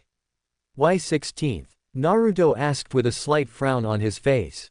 That was all the chakra I had left, Kushina said. Now that introductions are over, can we please get back to what we were doing originally? Kura said with an annoyed tone. Yes Kit. My name is Kura. Call me whatever you want, but just know that I can kick your no matter what you try to do. Sure. Naruto said with a slightly confused face. Good. Anyway, the Kekkei Genkai that I am going to give you will enhance your senses. All of them. Sight, smell, touch, hearing and taste. You will gain constant access to natural chakra. Natural chakra? Naruto asked. Yes, natural chakra. That kind of chakra is needed to enter Sage Mode. Naruto nodded his head in understanding. Sage Mode is probably the second most powerful form for a shinobi to gain access to. Kura said. Through the Kekkei Genkai, you will experience physical changes, such as fox ears, tails, claws, etc. It is all a side effect of becoming a fox sage. Whoa. The Kekkei Genkai I am giving you will also automatically add your name to the previously unsigned fox summoning contract. Kura added. With your chakra amount, I think you could summon the boss of the foxes, my little brother, Keiji. Kura beamed. Upon activation of the Kekkei Genkai that is appropriately named, Jukei, you will automatically enter Fox Sage mode. So can the tails be used for anything other than show? Naruto asked. Of course. It's point and shoot kit. Point and shoot. Kura smiled. Remember, the tails are an extension of your body. Never forget their use. In a life or death situation, they can prove to be the defining trump card that saves your life.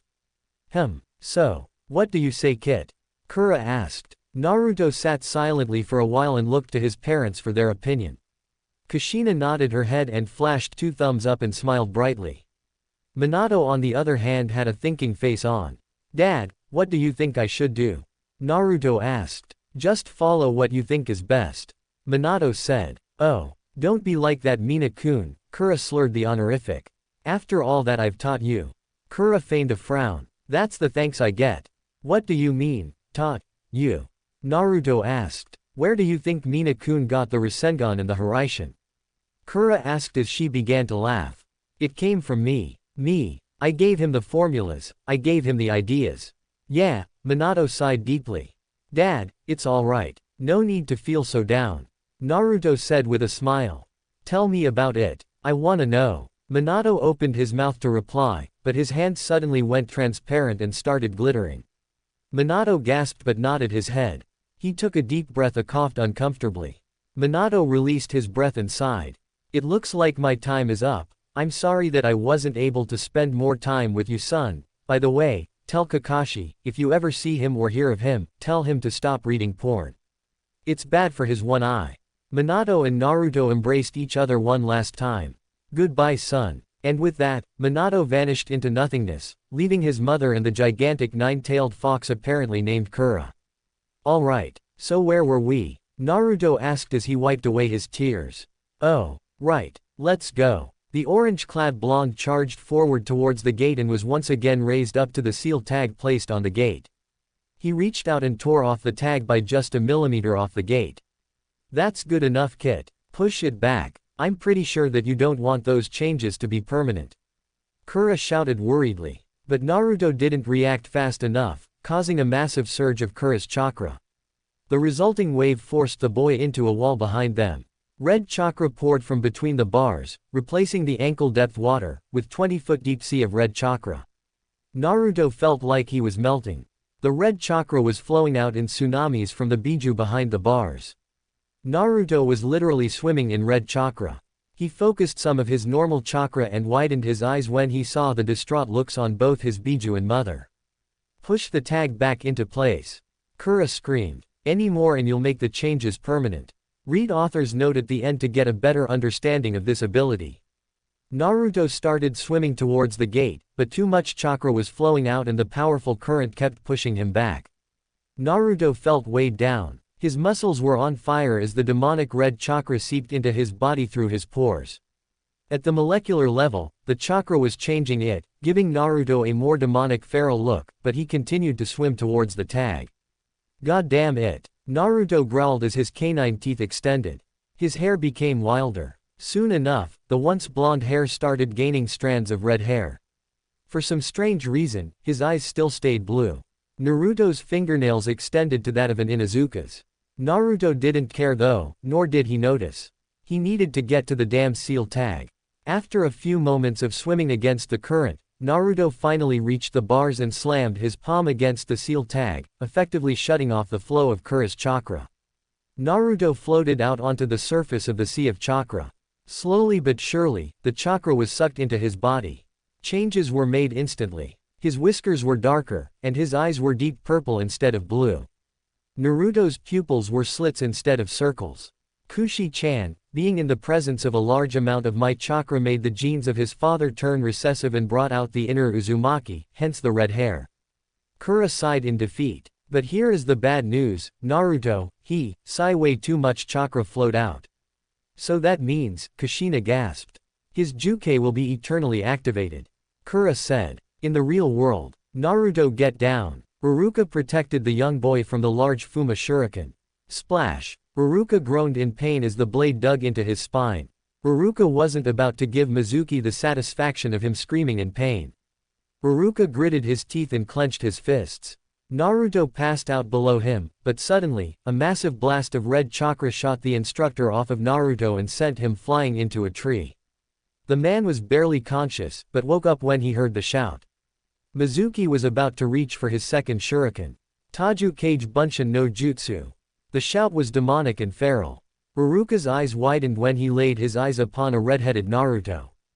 Mizuki was grabbed by a furry blood-red fox tail and thrown to the ground. Upon colliding with the forest floor, the hundreds of Naruto clones pounced upon the downed Chunin and proceeded to maul and mutilate the Chunin. No one hurts those precious to me. Naruto howled as he forced his claws into Mizuki's skull, tearing open the cranium.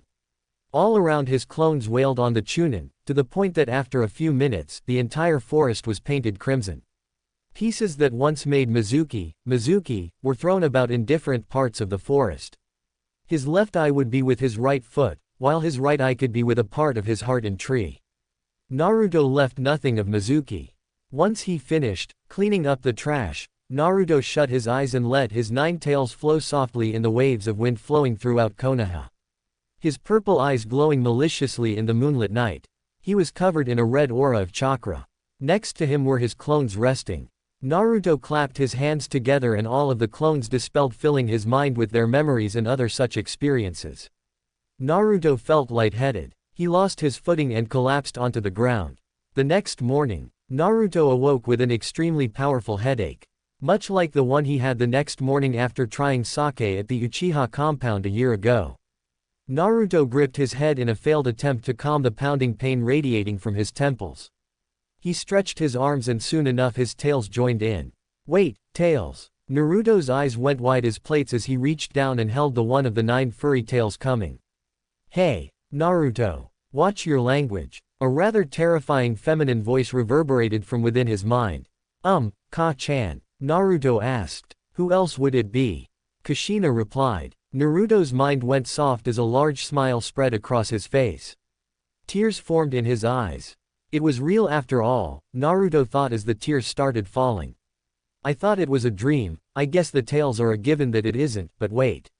Naruto. It's me Kura. The Kyuubi said. Kura-ne. What's up? Naruto asked. Hey, it's been a long time since someone's called me that, but that's beside the point.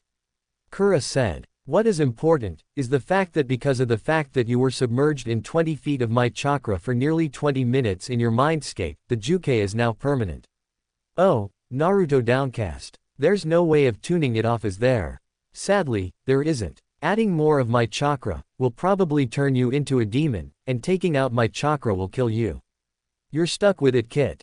Kura sighed. Oh well, at least I look awesome. Wait, I have red hair. Naruto was surprised. Naruto raised a mirror on his bedside table and examined his facial features. His hair had gotten longer, much like what his father's hairdo was. His eyes were calmer and purple. His circular pupil was slitted, looking a lot like the Kyuubi's eyes.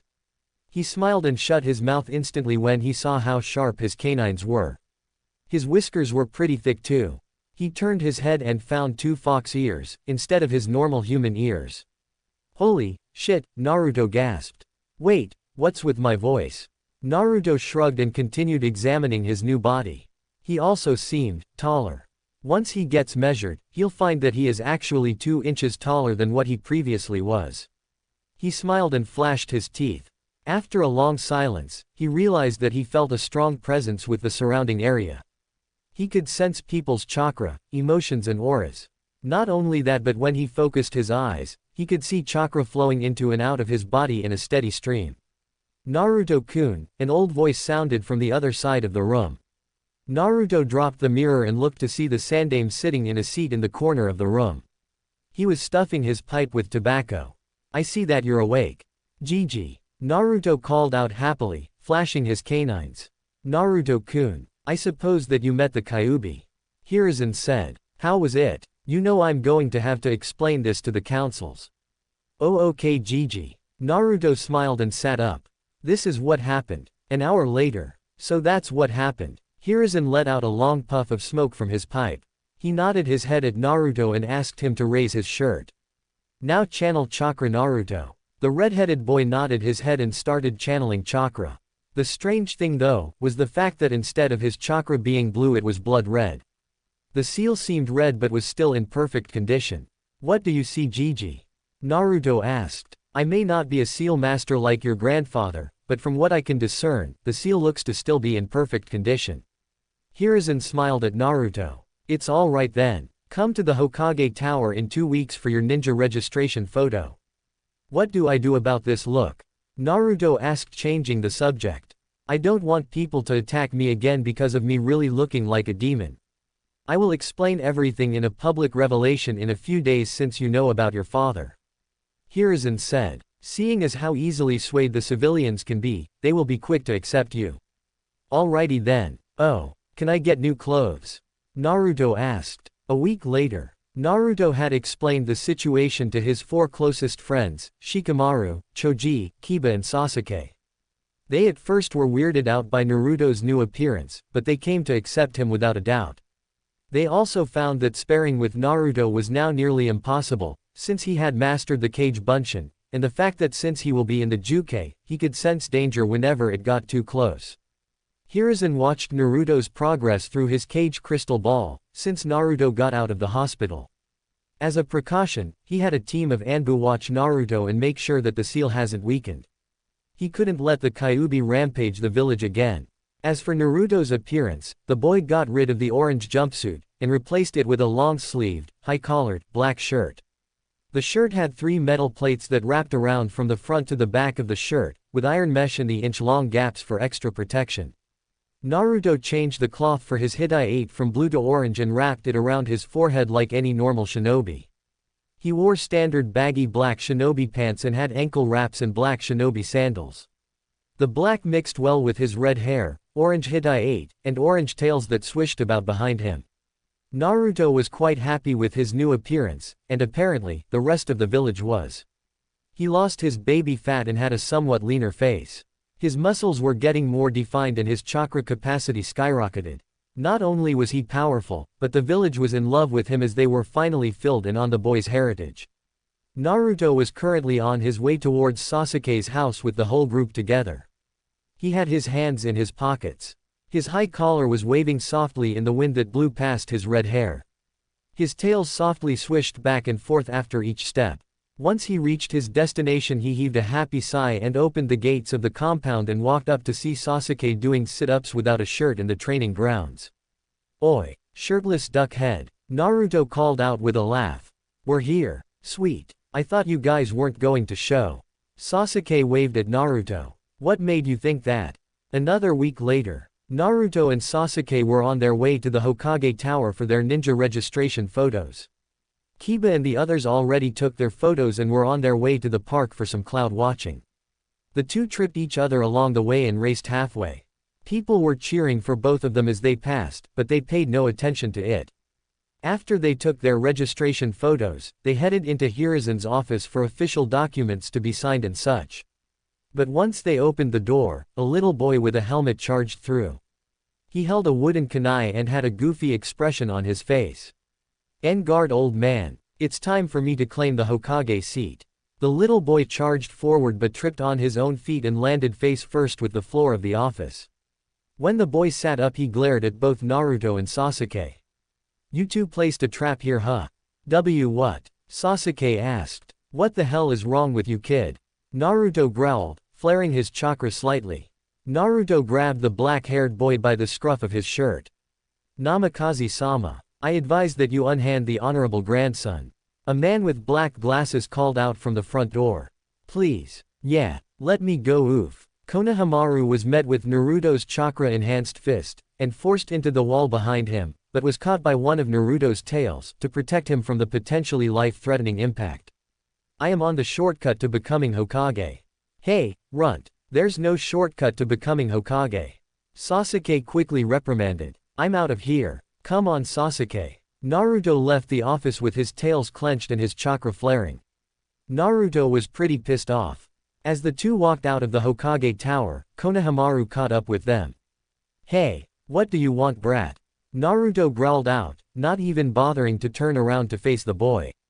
I want to know your names. Konohamaru demanded. Uchiha Sasuke. Konohamaru's eyes widened. Uzumaki Namikaze Naruto. Konohamaru was floored. En Namikaze-sama. Konohamaru dropped to his knees and started bowing. I'm so sorry, I didn't mean to offend you. It's alright. Just get up before you embarrass me and yourself. Naruto picked Konohamaru up to his feet and set him down. Now, for real, what do you want? Train me. Sasuke and Naruto looked at each other with the same look, surprise. They smiled brightly and nodded at each other and looked back at Konohamaru. Or in other words, their first disciple. Team assignments. Naruto took a nervous breath and headed into the academy expecting his teachers to beg for forgiveness, just as many of the villagers already have. The redhead also gained a fangirl base, just as Sasuke did. His new eye color and fox tails attracted many girls to come and try to get with the Uzumaki. At first he was weirded out and now, he was still weirded out. He didn't really like getting chased by girls and stalked by girls. To quote one of his closest friends, troublesome. Naruto opened the classroom door and silently made his way to his desk next to his group of friends. He sat next to Sasuke and stretched his arms, causing his tails to stretch with him. His ears twitched slightly, causing many girls to giggle at how cute the boy looked. Naruto's tails wagged when he was laughing with his friends and his tails tensed when one of his friends said something that pissed him off. Many girls were mesmerized by his purple-blue eyes. The long slit like the Inuzuka kept many girls staring. Naruto made sure to keep his attention away from such distractions. Many girls were starting to admire Naruto and many gawked at how muscled he actually was. Even though he was 12, he was supposed to be a shinobi, and shinobi were supposed to be strong, right? Naruto was suddenly shoved from his seat by the ever-lovable pink-haired Banshee. She and a large group of girls converged on Sasuke, each one giggling out the Uchiha's name. Each one wanting Sasuke for their own. But at least out of all of these girls, Sakura had the most potential. Sasuke looked over to Naruto to see him taking a seat next to a blonde girl. Who else is blonde in our class? Sasuke took a moment to think. Since Naruto is no longer blonde then, oh shit. Naruto is sitting next to Ino. Sasuke started smiling brightly. Is this seat taken? Naruto asked politely. Nah, take it. Ino replied. But when she looked up to see who it was, she was instantly caught into the spell that Naruto's purple-blue eyes were. And nice eye color. Really? You think so? Naruto asked with a slight blush on his cheeks. Why yeah, purple happens to be my favorite color. Ino smiled. Score. Naruto cheered in his mind. I don't think we've been properly introduced to one another, Yamanaka Ino of the Yamanaka clan. She gave Naruto a sweet smile. Uzumaki Namikaze Naruto. He took Ino's hand and raised it to his lips and kissed the back of her hand. Glad to be of service. From that point, the two started off with small talk that led into bigger subjects and an even larger conversation about the most menial things. They talked about their lives at home, got a better insight on the other person's social lives. They talked about training, shopping, style, food, diets, weapons, jutsu, cooking and even gardening. Ino was surprised that Naruto gardened too, even if it was a small flower box that he used to take care of some flowers that he picked when he was a child. The two became so engrossed with one another, that they drowned out the entire classroom and concentrated on one another. Naruto's eyes were stuck on her sky-blue eyes, completely glued to the brightness that they held. Ino was hooked onto Naruto's powerful and feral look. She didn't give a damn about the demon inside of him. All she knew was that he looked like a sexy beast. It was his eyes though. It looked like a mixture of blueberry and raspberry with blackberries. It looked juicy and so deep. She wanted to know more about him than what time would allow.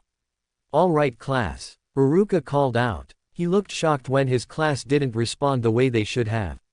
All right class. Haruka said the last part a little louder just in case they didn't hear him the first time. He was getting annoyed at this point. It was a good day at first, since Naruto and Sasuke stopped pranking people, but his class was being rude. Alright class. Iruka activated the big head jutsu, scaring every conversation quiet. Save for one between a redhead and a blonde. The two were laughing softly and were still talking. Ino was blushing and Naruto was still telling his story. The two were completely oblivious to the class around them. Iruka walked up to them and held a large textbook over his head and slammed it against Naruto's desk, forcing the two from their conversation. Hello, Iruka-sensei. Naruto smiled sheepishly. Shut up Naruto. Iruka walked back to the front of the class and picked up a clipboard. He took a deep breath and smiled. Alright, Team 1. Naruto and Ino started talking again but instead threw notes on paper. They giggled slightly and even spit silent raspberries at each other. Team 7. Your Junin sensei will be Hitaki Kakashi.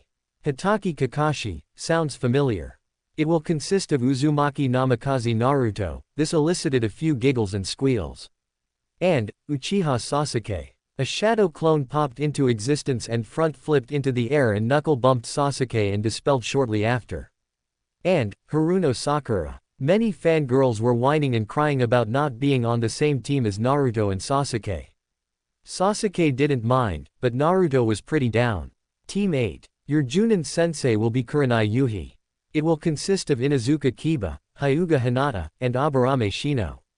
Team 10. What about Team 9? Some no-named genin asked out loud. Iruka sighed. Because fuck you. That's why. Iruka said with a straight face. Sasuke and the rest of the group were laughing, minus Naruto. The redhead is flirting with Ino like no tomorrow. The no-name genin looked like he was about to cry, causing Iruka to quickly retract his word choice. Team 9 is still in action, sorry about that. Iruka cleared his throat awkwardly. Team 10. Your Junin sensei will be Sarutobi Asuma. It will consist of Akamichi Choji, Nara Shikamaru and Yamanaka Ino. Now that team assignments have been made, I want to give you all a parting gift of sorts. I want to say, thank you. Thank you for giving me the best few years of teaching that I have ever experienced. You all have learned what we were able to teach, and now you are at the steps to greatness. The ninja world is waiting for you and your team, so don't hold back and don't back down, because the will of fire burns brightly within all of you. Iruka gave a sad smile to all of them. Good luck, all of you. A few hours later, Sasuke was talking with Sakura while Naruto hung upside down from the ceiling using his tails. He was picking his nails with a sharp kunai knife. The three genin were bored out of their minds. Naruto more than Sasuke. He was an Uzumaki, so by default, the kid had some problem with keeping his attention on something. Soon enough, the young boy started swinging back and forth from the ceiling, using his tails as the chains that hold the swing seat. Sasuke ni. Let's prank our sensei for being so late. Naruto dropped from the ceiling and landed perfectly on his feet. Naruto got up and picked up an eraser from the chalkboard and placed it at the top of the doorframe, wedged in between the door and the actual frame. Sasuke sighed and got up and took out a brush for writing. The Uchiha dabbed the paintbrush tip in a portable ink container and started drawing a simple fire vortex trap modified for pranking people. Once Sasuke finished, he grabbed Naruto and the two started giggling like children and jumped behind Sakura and hid behind the desks waiting for their target to show. They didn't have to wait too long. Kakashi came and opened the door and was replied with an eraser falling onto his already gray hair, and to add onto that, the seal trap was tripped, sending a large vortex of fire to shoot up from beneath the Junin. Once the flames died down, it came to reveal a singed Kakashi with a few parts of his flak jacket still on fire. He had a lazy look in his eyes as he looked over his team. Sasuke and Naruto were on their backs rolling around and laughing like retards. Sakura was growling and had a look that spelled murder. Kakashi sighed and made one more overlook of his team. My first impression is that I hate all of you. Kakashi took a deep breath and looked up to the ceiling. Meet me on the roof. Chapter 4. Resonance. Dude, Sasuke mumbled over to Naruto as the three made their way up the stairwell to the roof. This guy is weird. I know, right? The redhead replied. Naruto cracked his knuckles and popped his neck. What if he wants to kick our asses? Huh. I highly doubt he'll be able to. Sasuke smiled. The last Uchiha, the son of the Yondaime, working together as a team, who could stop us? A full-fledged Junin can. Kakashi said in a flat tone. The three genin awkwardly walked up and stood in a single file line in front of Kakashi. He was leaning against the railing with a bored expression on his face. Well, sit. Kakashi said it more like a question. Okay. Now that we are comfortable in sitting, how about we introduce ourselves?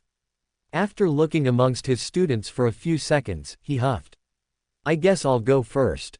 My name is Hitaki Kakashi. I have many likes and not many dislikes. I don't have any hobbies that I can think of, and my dreams are none of your business. Kakashi then proceeded to eye smile at the three genin. Pinky, your turn. My name is Haruno Sakura. My likes are, she proceeded to squeal and take not so subtle glances at Sasuke. And training to get stronger. My dislikes are Naruto and Sasuke at times. Both boys raised an eyebrow. In my ultimate dream, she made the loudest squeal she has ever made. Her face was completely red. It almost rivaled Naruto's hairdo. Now that my ears have bled sufficiently, Kakashi deadpanned as he cleaned out his ear with his pinky finger. Your turn, duck hair. Jerk. Sasuke mumbled and straightened up. My name is Uchiha Sasuke. I like training, pranking and asserting someone. I hate manipulative people. My dream is rebuild the Uchiha clan and help the Dobi over there become Hokage. Sasuke jumped up to his feet and was picked up by Kage Bunshin in a pyramid formation. Okay. Kakashi shrunk into his seat on top of the railing. These two are a little too close for my taste. Yeah, we're done, Sasuke said as he went through a series of handshakes with each clone, before they dispelled. So now that leaves you. Kakashi looked to Naruto. Your turn, Firehead. I'm Uzumaki Namikaze Naruto. My likes are training with Ni-san, pranking people and I love ramen. I hate people who judge others without getting the right information first, and the 3 minutes it takes for ramen to cook, Naruto growled slightly after saying that. My dream, no, my ambition, is to learn all of the techniques of my parents, and become an even greater Hokage than what my father was. Kakashi made a slight smile at his students. They really were something different. Kakashi sighed and stretched his arms and reached into his pocket and pulled out a familiar orange book. Naruto and Sasuke's eyebrows perked up at seeing this. Alright, now that introductions are over, meet me at Training Ground 7 next week at 5 in the morning. Don't forget, Kakashi said as he stood up to leave. Get extra training and I advise that you don't eat. Don't want you throwing up everywhere, Yano. Wait, Kaka-sensei. Naruto called out. There's something that I want to talk to you about, alone. He nodded at Sasuke and the other half of Team 7 walked down the stairwell to leave the academy. Naruto turned his attention back to his sensei. What is it, Naruto? Kakashi asked. You saved me that night, right? Naruto asked, getting straight to the point. That was you, right? I was. How'd you know? Kakashi asked. Kura told me. Naruto then went ahead to tell the events of that night in full detail to his new sensei. Naruto then looked at Kakashi and brought his explanation to an end. And then, To-san, told me to tell you to stop reading porn. It's bad for your one eye. Huh, he should know that's never going to happen. Kakashi sighed and opened his little orange book and started reading. Kaka-sensei. Naruto said. Have you read the beach edition? The next week, Naruto awoke in his new home. It wasn't the run-down apartment in the wrong side of town, but it was instead the planned Uzumaki Namikaze clan compound. It was a large estate with 7 buildings in total. One building was for branch families, the largest building, the central, was for the main family, and the third housing building was for guests and such. The guest and branch family buildings were connected to the main house by a series of pathways that weaved around ponds and went over streams. The second largest building was the clan feast hall. There were large tables and an equally large kitchen for hosting large parties and celebrations. Across the courtyard, which held a beautiful sakura garden, was the armory barracks for servants and weapons storage. The armory was filled to the brim with crates of swords, kunai and shuriken. Within the armory, there was a large dojo with 5 20 by 20 foot sparring mats. When Naruto first explored the compound, he found a hidden door in the armory that led to a long and dark stairwell that took him deep underground. There he found one of the largest jutsu libraries that he's ever laid eyes on his entire life. And the last and final building within the compound is the third largest, the onsen. There were 2 20 by 10 foot hot spring bathrooms for men and girls that are separated by the central hot spring. The central hot spring is a large 40 by 30 pool of water, with the deepest part going as deep as 20 feet. The central pool was used for pool parties and social gatherings taking place within the compound. Naruto walked out to the onsen and stripped and got ready to take a nice soothing bath in the squeezing warmth of the heated water of the spring beneath the compound. Naruto lowered himself within the water and sighed in happiness at how wonderful it felt. His tensed muscles loosened and felt relaxed. A big smile spread across his face. The fur on his tails got heavy and started weighing him down. After an hour or so, he got out of the onsen and dried himself and all 9 tails. He trudged over to the feast hall as he had 2 clones equip his leg weights and tail weights. He walked through the courtyard and threw some bread crumbs out to the ducks that swam about in the various ponds and streams that flowed throughout the sakura garden in the courtyard of the compound. He looked over to the armory to see a group of shadow clones training with katanas, naganatas, ninjatus, kunai and shuriken in the training grounds, and dojo. He slid the paper doors open to reveal the feast hall. He walked ahead of his clones as they finished clasping his weights onto his body. He picked up a cup of ramen and set to cooking it for breakfast. He looked up to see the large clock in the feast hall and found that the time was 0620 hours. He nodded at his calculations and finished up his quick breakfast and charged for the armory. "Excuse me," Naruto said to one of his clones. The clone moved, but then bumped into another, which caused a massive domino effect chain, causing a massive mess to ensue from them bumping into each other. It pissed Naruto off slightly, but he shrugged it off and grabbed some shuriken and kunai before heading out of the compound for Training Ground 7. Once there, Naruto dashed out to the field to see his team waiting for him. Sasuke and Sakura looked half dead. Kakashi had on his patented eye smile while his face was in between pages of his little book. Naruto coughed awkwardly and took a seat next to Sasuke and looked up at Kakashi. "Being late is my gimmick." Kakashi deadpanned. "Get your own." "I'm sorry." Naruto didn't even know how to respond to that. "Anyway, your Genin exam will begin today. I assume that you 3 used the week break to exercise and get training." After receiving 3 nervous nods, Kakashi pulled 2 bells from his pouch and tied them to his waist. "The objective is to get a bell from me before noon, so that leaves us with 4 hours. A reasonable time limit. If you don't get a bell, then that means that you will fail, and not only that, you'll get sent back to the academy for another year of instruction." "But wait, there are only 2 bells." Sakura paled slightly. "That means," Sasuke looked to Naruto with wide eyes. "One of us will fail no matter what," Naruto gasped. "Come at me with the intent to kill or else, you'll never pass." Kakashi smiled to himself, but instantly lost his poker face behind his mask when his students didn't scatter like what they were taught to do in the academy. He narrowed his eye at the 3. Something's not right. Suddenly 2 shadow clones charged from the foliage of the other side of the training ground while throwing a flurry of shuriken and kunai. Kakashi easily dodged the attacks, but when he looked back to his 3 students, they were gone. He backflipped and landed near the river of the training ground. "Kaiten, Gokaku no Jutsu." Sasuke took a deep breath and shot forth a large trail of flames that struck their mark on Kakashi. The Uchiha sighed when he realized that it was too easy. "Sasuke, under you," Naruto shouted out from the forest. The Uchiha nodded his head and put chakra in his legs, propelling him up into the air to dodge Kakashi's burial jutsu. The Uchiha backflipped and landed on the memorial stone. He jumped off and barrel rolled when he saw a barrage of kunai and shuriken being thrown at him. He looked up to see Kakashi charging for him. Sasuke rolled to the right to dodge an axe kick from Kakashi. The Uchiha did a handstand and started fighting Kakashi with his feet. The only problem was that each kick was being blocked by Kakashi's forearms. The Junin was quickly getting bored with the fight and lodged his knee into Sasuke's chest, sending him back into a training post. Kakashi was about to go over there and check his vitals, but the boy disappeared in a puff of smoke, revealing a log in its place. "Of course, wait." Kakashi narrowed his one eye and looked around nervously. The ground exploded around him, kicking up large clouds of dust and dirt, revealing 20 Narutos charging from beneath him. 2 pairs of hands shot up from underneath him and grabbed his ankles and wrapped changeable leg weights and focused enough chakra to make the leg weights go to nearly 700 pounds. Kakashi was surprised when he couldn't move.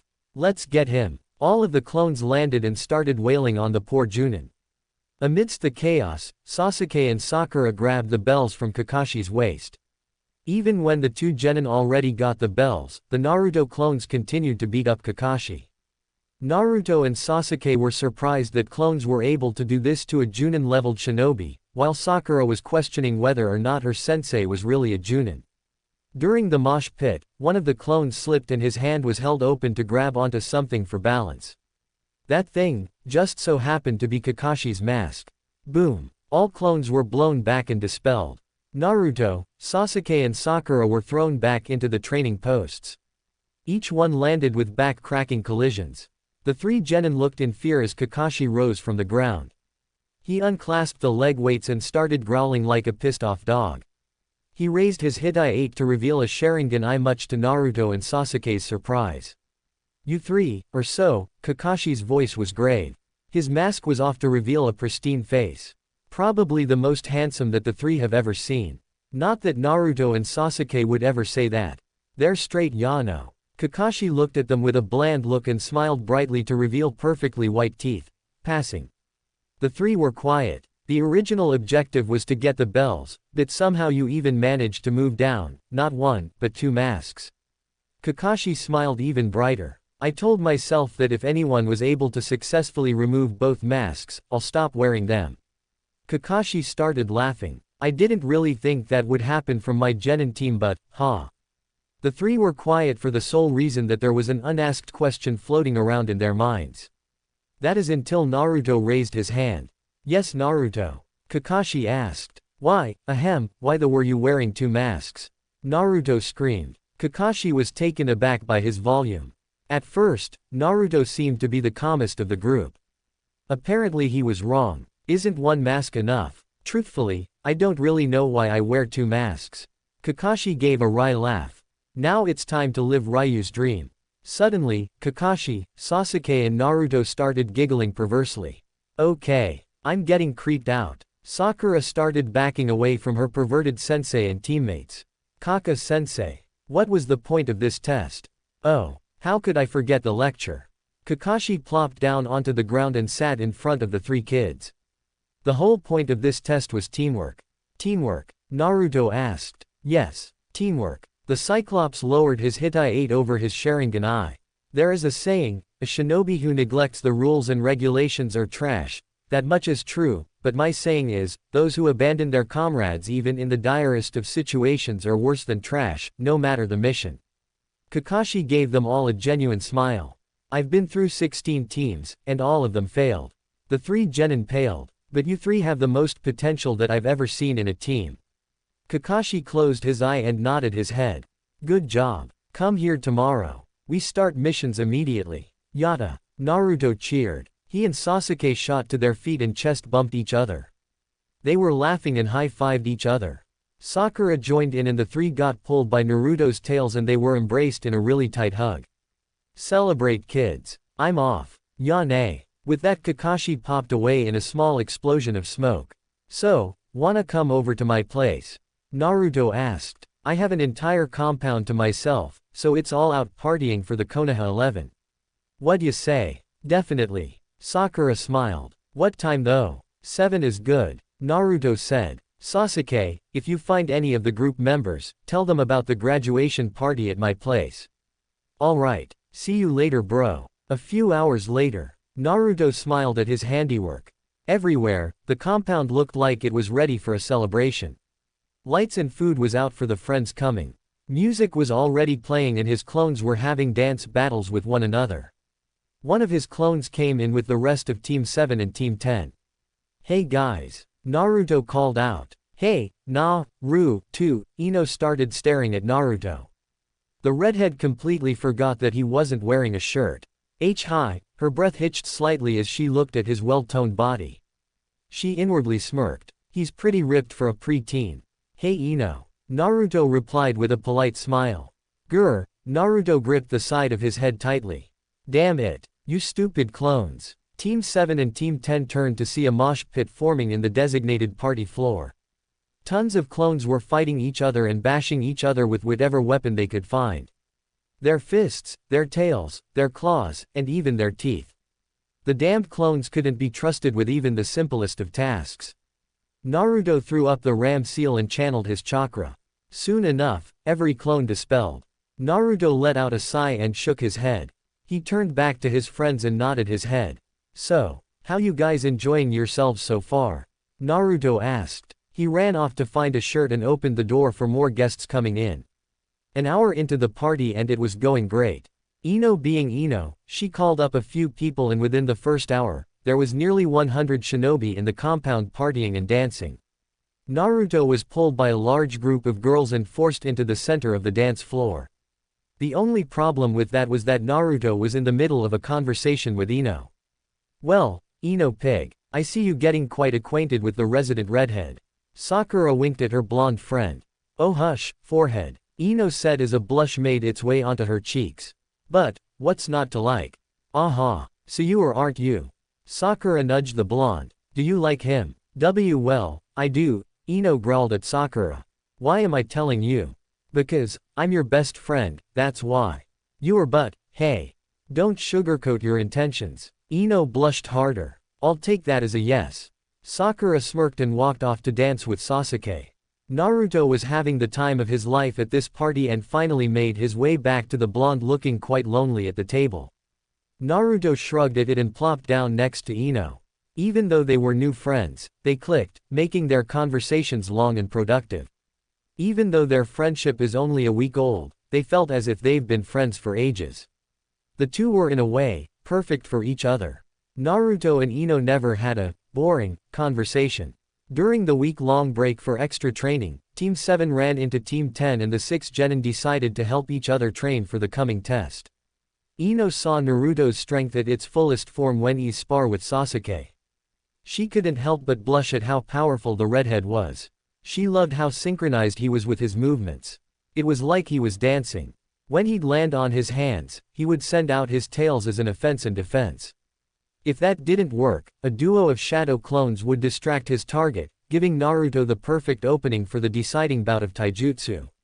Ino was enjoying her memories so much, that she didn't notice Naruto waving his hand in front of her face. Naruto looked at her with a worried expression. Ino was launched from her trip down memory lane and gave Naruto a warm smile. "Are you okay, Ino?" Naruto asked. "I asked you if you wanted to dance, and then you went blank. Oh, hey. Team 8 is here." The redhead shot from his seat and tackled Kiba into a table. The dog boy retaliated, and with a laugh, he flipped Naruto over and body slammed a clone that Naruto kawaramied with. Kiba pushed himself off of the ground and smiled at Naruto and grabbed him into a hug. "I see that you are still an idiot." Kiba laughed. "Can't help it, Yano." Naruto and Kiba burst out into laughter. With the final team there, the party finally came into full swing. Dance-offs, just dancing, eating, and spars. This wasn't just any party, it was a shinobi party. A team of Naruto clones brought out a large 30 by 30 foot sparring mat and rolled it over the dance floor. Naruto pulled up a seat and stood on it and raised a hand to silence the party. Once everyone was quiet, he made a quick scan of everyone and noticed that Junin senseis were also at this party. Not only that, but Kakashi kept his promise and was mask-free, and he was living Ryu's dream. Kakashi was surrounded by female Junin and Chunin. "Well then, I am happy that many of you came to celebrate the Konoha 11. Toast to me and my friends, Hyuga Hinata, Aburame Shino, Inazuka Kiba, Team 8. People cheered for the three and patted the three on their backs. Kiba gave Naruto an approving nod. "To my friends, Nara Shikamaru, Akamichi Choji and my newest friend, Yamanaka Ino, Team 10. Everyone cheered even louder. Many male genin were whistling at Ino. "And finally to my sister and brother, Haruno Sakura and Uchiha Sasuke, Team 7. Sakura's jaw dropped slightly. Tears of happiness formed at the corner of her eyes. She'd always wanted a brother. Sasuke sped through some hand seals and shot off a series of harmless firework jutsus. Once the cheering and congratulations died down, Naruto hopped off the chair he used and got down to the sparring mat. "Now then, for the main event of the party. Who wants to go first?" Naruto asked with a bright smile. Sasuke walked calmly to the mat and removed his shirt and flexed his muscles for the kunoichi present, causing them to squeal in excitement. He looked at Naruto with a smug look on his face. The redhead nodded his head and had his tails tear his shirt off, revealing his body for all of the kunoichi to see. Some were decked upon seeing it, putting some hurt to Sasuke's ego. Let's go before this turns into a strip contest. Naruto and Sasuke charged at each other with the intent to kill. Naruto went first with a leg sweep, while Sasuke sent a roundhouse kick. Sasuke's eyes widened when that happened.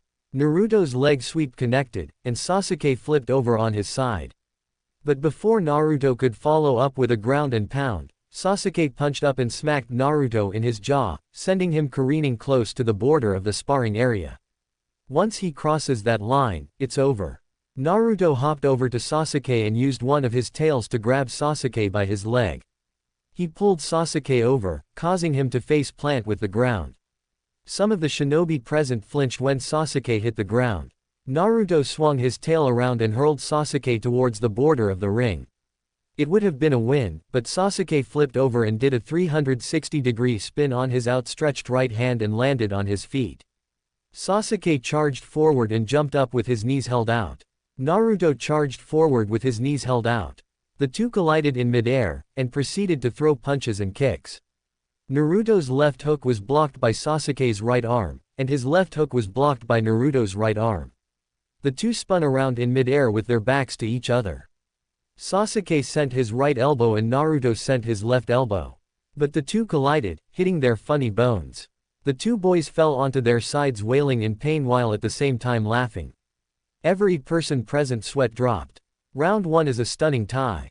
Kakashi called out as he stepped into the center of the mat. Soon enough a man with a bowl haircut and a blinding green jumpsuit jumped over the high walls of the compound and landed in front of Kakashi. "Kakashi, my eternal rival." The man shouted. "I, made a guy, challenge you Hatake Kakashi, to a sparring match. If I lose then I will walk around the entire village wearing only underwear on my hands. And if I can't do that, then I will do. Geez Naruto-kun," Ino let the honorific slip. She shot her hand to her mouth as a deep blush forced its way to both the redheads and her own. Naruto's eyes were wide, but so was his smile. "Well then, I didn't know that you saw me that way Ino-chan," Naruto said with a slight smirk. Ino led him to a seat and got some ice and wrapped it in a napkin and placed it against his now purple elbow. "Well now you know," Ino looked away. "So not even denying it." Naruto laughed slightly. "Wait, Ino-chan, I'm kidding." But before her fist could hit Naruto, Kakashi flew out and landed on Naruto, flattening the seat and flipping the table behind the redhead. Guy was jumping up and down screaming about the flames of youth, and such. Many shinobi went to see if Kakashi was alright while the rest started sparring amongst each other. 6 months later. Half a year goes by and Naruto and Ino still aren't together. Even though half the village wants the two to get together, they won't, based solely on the fact that they are too afraid of what might happen. Team dynamics within Squad 7 was that of a family. Kakashi, the eldest brother, the role model. Sasuke, the second oldest, and the most confident. Naruto, the lovable annoying little brother. Sakura, the lovable loud little sister. Because of the way they respected each other, the team was on its way to become the best that Konoha has ever produced. But then again, they fought amongst each other constantly, like a real family would. The sad thing about Team 7 was that they don't have family anymore. Well, Sakura doesn't have any siblings and her parents are always away from the village and only home for a few days if not hours. Kakashi's father committed suicide, Sasuke's brother murdered the entire clan, and Naruto's parents gave their lives to save his own. They were grateful for what they had. Naruto groaned loudly as Tora, the abominable demon cat, tore through his 5th shirt. It was a pain to constantly buy new ones and the metal plating cost quite a bit to add to his clothing. He narrowed his eyes at the raging cat and was about to stick it with a 3-pronged kunai he found hidden in the jutsu library. "Fucking cat hates me because I smell and look like a goddamn fox," Naruto rambled. "Bitch-ass cat. Calm down, Naruto," Kakashi mumbled. The one-eyed shinobi couldn't help but agree with Naruto. Even in his own genin days, Kakashi had trouble catching the damn cat, even when it was a kitten. "Just try not to kill it. Why can't Sasuke or Sakura hold this demon?" Naruto screamed, causing Tora to start clawing its way through his fishnet undershirt. The redhead stopped and held the cat out towards Sasuke and Sakura. Both shivered violently and hid behind Kakashi. You already know why. Kakashi sighed. Sasuke needs therapy for what happened last time, all four shivered. And Tora apparently hates the color pink, even though I thought cats couldn't tell what color is. Sorry Ni-san, Sakura gave a small frown. Yeah, Naruto, Sasuke looked down. Wait, I know. Naruto threw the cat up into the air. The redhead shot out all 9 tails and wrapped them around the cat and encased it in such a way that it was like a furry cradle. Tora was trying its hardest to break free, but to no avail.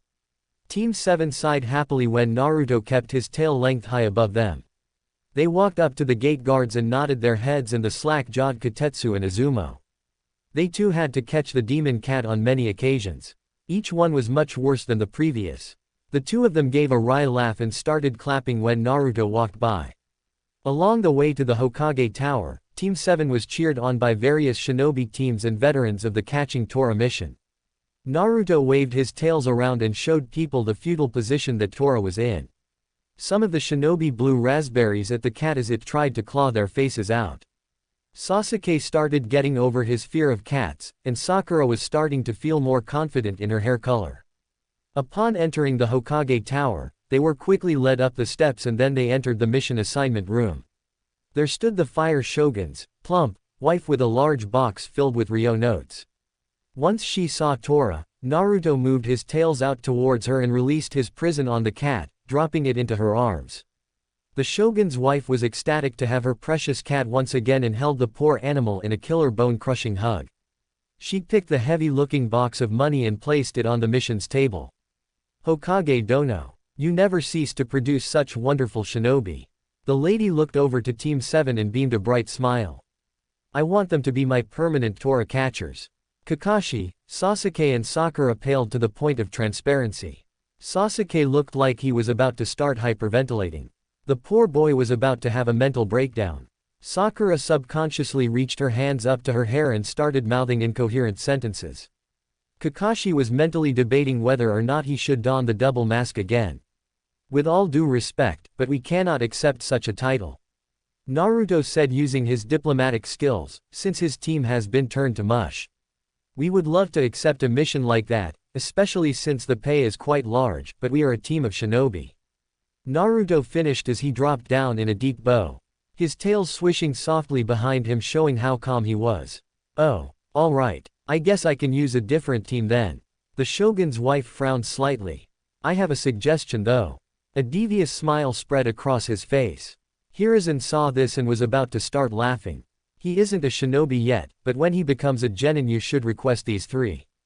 The lady pulled out a notepad and a pen and motioned for Naruto to continue. Moegi, Udon and Sarutobi Konohamaru. Oh thank you. Here is some extra pay Hokage Dono for having such respectful shinobi. The fat lady then left with probably the biggest smile drawn across her face. Hiruzen looked at Naruto and gave an approving nod. The other mission room attendants were snickering at the rest of Team 7. Naruto kicked Sasuke which brought him back to earth. He tapped Sakura, waking her from her stupor, and Naruto waved an Ika book in front of Kakashi awaking him as well. Well you know how the mission went Hokage-sama. Kakashi said as if what had just transpired didn't happen. We're ready for the next mission. Well we have washing dishes for a handless person, walking a legless dog, feeding a blind man. No. Sasuke squealed out like a fangirl. There was an awkward silence that echoed throughout the room. I mean, Sasuke cleared his throat. Team 7 as a whole has more potential for AC-ranked mission. You brats. Iruka shouted at the 3 kids. He went on to explain the chain of command. Genin was the lowest, then to Chunin, then to Junin. He explained that orders were orders. After a few minutes of talking he realized that no one was listening to him. Naruto was talking to Kakashi about one of the chapters in the Lost Island edition. Sasuke was asking Sakura about proper skin and hair products to use. Sakura was asking him for fashion advice. Iruka looked around to see some of the shinobi attendants playing cards and building houses out of mission scrolls, like idiots. He then looked to see the Hokage asleep. Damn it. Iruka sat down slightly embarrassed. Hokage-sama. HMM, what's going on? Hiruzen looked around with sleepy eyes. I was listening. Anyway. Iruka. Fetch me a C-ranked mission scroll. Iruka nodded his head and left the Hokage's side to get the mission. Iruka fished through countless missions and picked one that seemed to be the simplest one. Iruka opened it and read over the details. Mission type: escort. Client: Tazuna of the Land of Wave. Destination: Land of Wave. Duration: 2-3 weeks minimum. Objective: protect the client from possible bandits and highwaymen on his way to Land of Waves, and protect him as he finishes his bridge. Rank: C. Iruka nodded his head and rolled the scroll back up and walked out to the main room and handed the Hokage the scroll. Hiruzen read over the mission parameters and nodded at the assessment and tossed Kakashi the scroll. The Junin read it through and gave a small impressed smile. He looked up to the Hokage and nodded his head.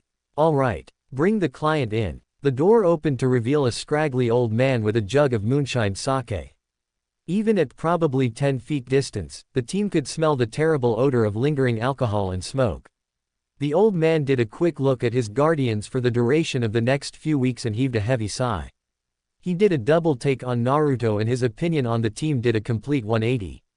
I think I might actually live. Tazuna gave them all an approving nod. Meet me at the south gate in an hour.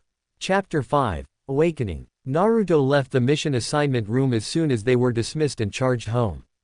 Once he got to his compound, he pricked his palm and placed it against the door lock. The gate hissed before the complex seal matrix was undone and opened the gate. Once Naruto entered, the doors shut again and the seal matrices spread out and reactivated, locking the door shut. He ran up to his room and grabbed a few pairs of clothing. After that he went to the bathhouse and grabbed his toothbrush and toothpaste.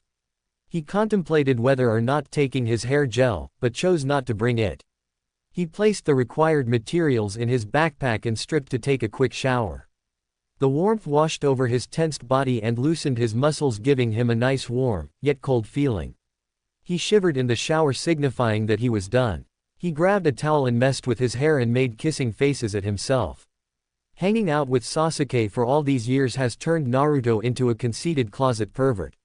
The redhead shot out of the bathhouse with his backpack and his shirt halfway on. He ninja hopped across the compound and landed just in front of the armory. He laid his backpack down on the ground and fixed his shirt before entering the building. He opened the secret door to his library and took with him 10 of the weird 3-pronged kunai. He liked them for some strange reason. There were entire crates filled with them. But they were different than the 3 that were in glass display cases. While these kunai were literally just 3-pronged kunai, the ones on display had a parchment wrapped around the handle with an unrecognizable seal formula. Naruto filed that away for another time. He placed the kunai in his kunai pouch and headed out for one last pit stop. He checked his watch and sighed at the fact that he only had a few minutes left to go. He was pretty glad that the Yamanaka flower shop was on the main street of Konoha. He hurried off and entered the store in search of a certain blonde. When he saw her he gave one foxy smile and walked up to her with a really rare flower behind his back. It was so rare that not even the Yamanakas had it. The only place that Naruto knew to get it was in his room's indoor garden. "Hey Naruto-kun," Ino chirped. "What brings you?" "No time to explain. I have to be at the South Gate in 5 minutes. But I couldn't wait, so here." He placed a purple rose on the counter in front of her and barged out of the store. From the back of the store Ino's parents came out with a bag of fertilizer under each arm. "Who is that Harem?" Inoichi asked. "Jay, just a friend." Ino had a large smile on her face as she examined the purple flower. "Just a friend. I know. I heard you already Harem. With Naruto." He landed with his team 5 minutes after Kakashi showed up. Naruto saw the foreboding look that Kakashi sported and died a little on the inside from fear of what was to come. Kakashi loosened his look and sighed. "Being late is my gimmick." Kakashi pointed to himself to stress the point being made. "Get your own." "All right, let's get going, shall we?" Tazuna asked. Naruto was amazed by the scenery outside of the village walls. Not once has he been outside of the village. All of his missions leading up to this had been inside the village, and even rarely, to a smaller village a few yards away from the walls of Konoha. Another difference was that they were always to the north or the east. The southern part of the Land of Fire was a complete mystery to Eugenin. After nearly 7 hours of trekking through the forests of the Land of Fire, Naruto, despite his amazing stamina, was sweating bullets. Not from running or even walking, but it was the beating sun above them. It was summer in the land of fire. Not only that, but the redhead's attire consists of black and white, you guessed it, black. Naruto had just finished wiping sweat off of his brow, and then noticed it. The puddle of water sitting in the middle of the road. Naruto looked up to see no clouds in the sky. The first thought that came to mind was that it was a mirage, but when he looked back down, the puddle of water was still there. Naruto concentrated his nature chakra and sensed 2 unknown chakra signatures and 2 more almost half a mile away. The strange thing about the chakra that he sensed that was closer, was in the puddle in front of him. Normally when he'd sense people's chakra signature, he'd be able to see their body type and body structure, but it seemed that these 2 signatures were made from water. He looked to Kakashi, who looked to Sasuke, and Sasuke gave Sakura a subtle look. The entire team knew what was coming. As Naruto walked over the puddle, 2 men in rags rose from the puddle. Both of them had Hitai Ates for the Hidden Mist Village. On their right arms, instead of forearms, it was massive gauntlets. Naruto was caught by surprise, leaving Kakashi in their immediate vicinity. Suddenly, beneath the hands, a series of chains shot out from the gauntlets and wrapped around Kakashi. The 2 shinobi tore the man apart. But once they retracted the chains back into their gauntlets, the 2 froze. Their bodies were numb. Suddenly the 2 coughed up large amounts of blood, before collapsing into massive chunks of meat and bone. Tazuna nearly shit himself when the 2 shinobi exploded like that. Kakashi jumped down from a tree and clapped softly for his genin. This being your first C rank, I give you all a 10 out of 10 performance. Kakashi nodded his head. Sasuke, Naruto. Good thinking to instantly back up and protect Tazuna. Sakura, excellent use of genjutsu. You had them kill each other. Poetic if you ask me. Kakashi then turned his attention to Tazuna. Those shinobi were after you, weren't they? Kakashi said in a low tone. Yes, Tazuna looked away to avoid the Junin's killer gaze. Why didn't you pay for a higher ranked mission? Kakashi asked. My team is only fresh out of the academy with no combat experience. Tazuna sighed and explained the situation of Wave to the team. The nation was sucked dry of its money and was struggling to keep afloat, especially with a businessman named Gato's monopoly placed on the country's shipping companies.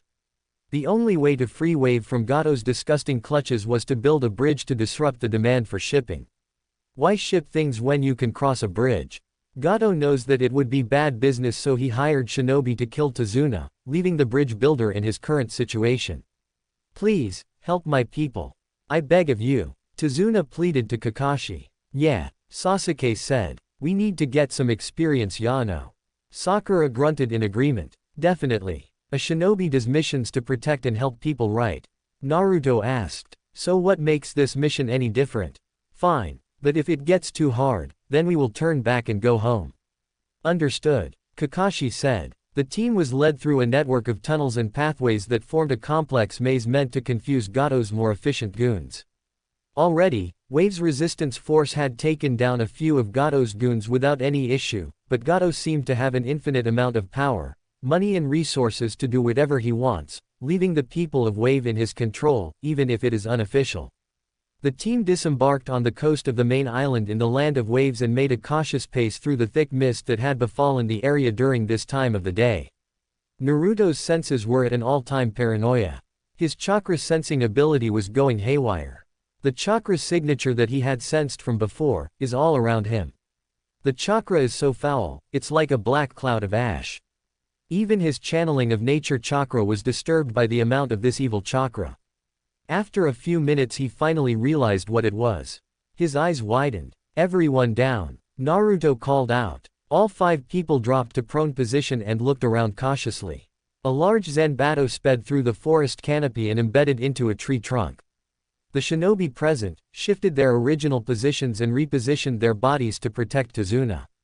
Kakashi raised his Hitai and narrowed his eyes. Hitaki Kakashi. So that's what your face looks like. Zabuza said as he tried to stifle his laughter. Momochi Zabuza. I'm flattered. Kakashi deadpanned. Anyway, to what do I owe the dishonor? Hand over the bridge builder and I'll let you and your team leave unscathed. Pretty boy. Zabuza was really pushing it. Kakashi growled and popped his back. You just pissed me off, Zabuza. Kakashi growled. You three. Protect Tazuna. I'll handle this asswipe. Why is he getting so uptight?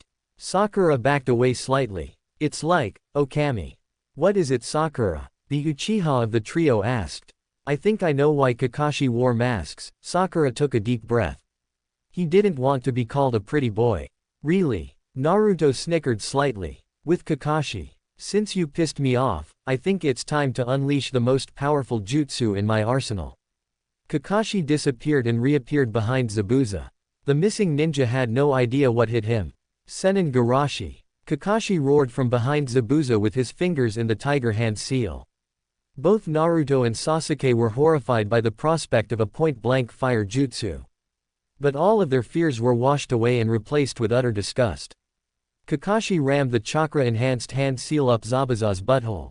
The missing ninja rocketed into the air screaming obscenities toward pretty boy Shinobi with blood vessel-popped eyes, just before he landed in the nearby river. Kakashi hopped off the Kubikiribocho and clapped his hands together with a successful smile on his face. Not only did the Junin get rid of a near S-ranked missing ninja, but he also embarrassed him in the process. Alright, how much farther to Tazuna-san?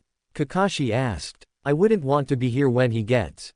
You goddamn pervert, a dark and foreboding voice echoed from the river. Zabuza arose from the river with dragons of water spiraling around him like a double helix. I am going to kill you and your little team. Sweden, Sweryuden Renden. Zabuza growled. Suddenly the two dragons of water split into fourths and shot out at Team 7. Scatter. Sakura, grab Tazuna and get the hell out of here. Kakashi and the more combat-adept Genin jumped out of the way as the barrage of water dragons shot for them. Sasuke maneuvered his way in between the various water dragons. He ducked and pulled out a kunai and slashed one of the dragons dead. He smiled at his success but had to quickly kawarimi with something. Without a second thought, he kawarimied with a Naruto clone. The poor clone didn't know what hit him.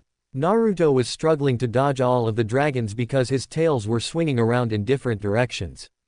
It was pretty hard to control their float patterns.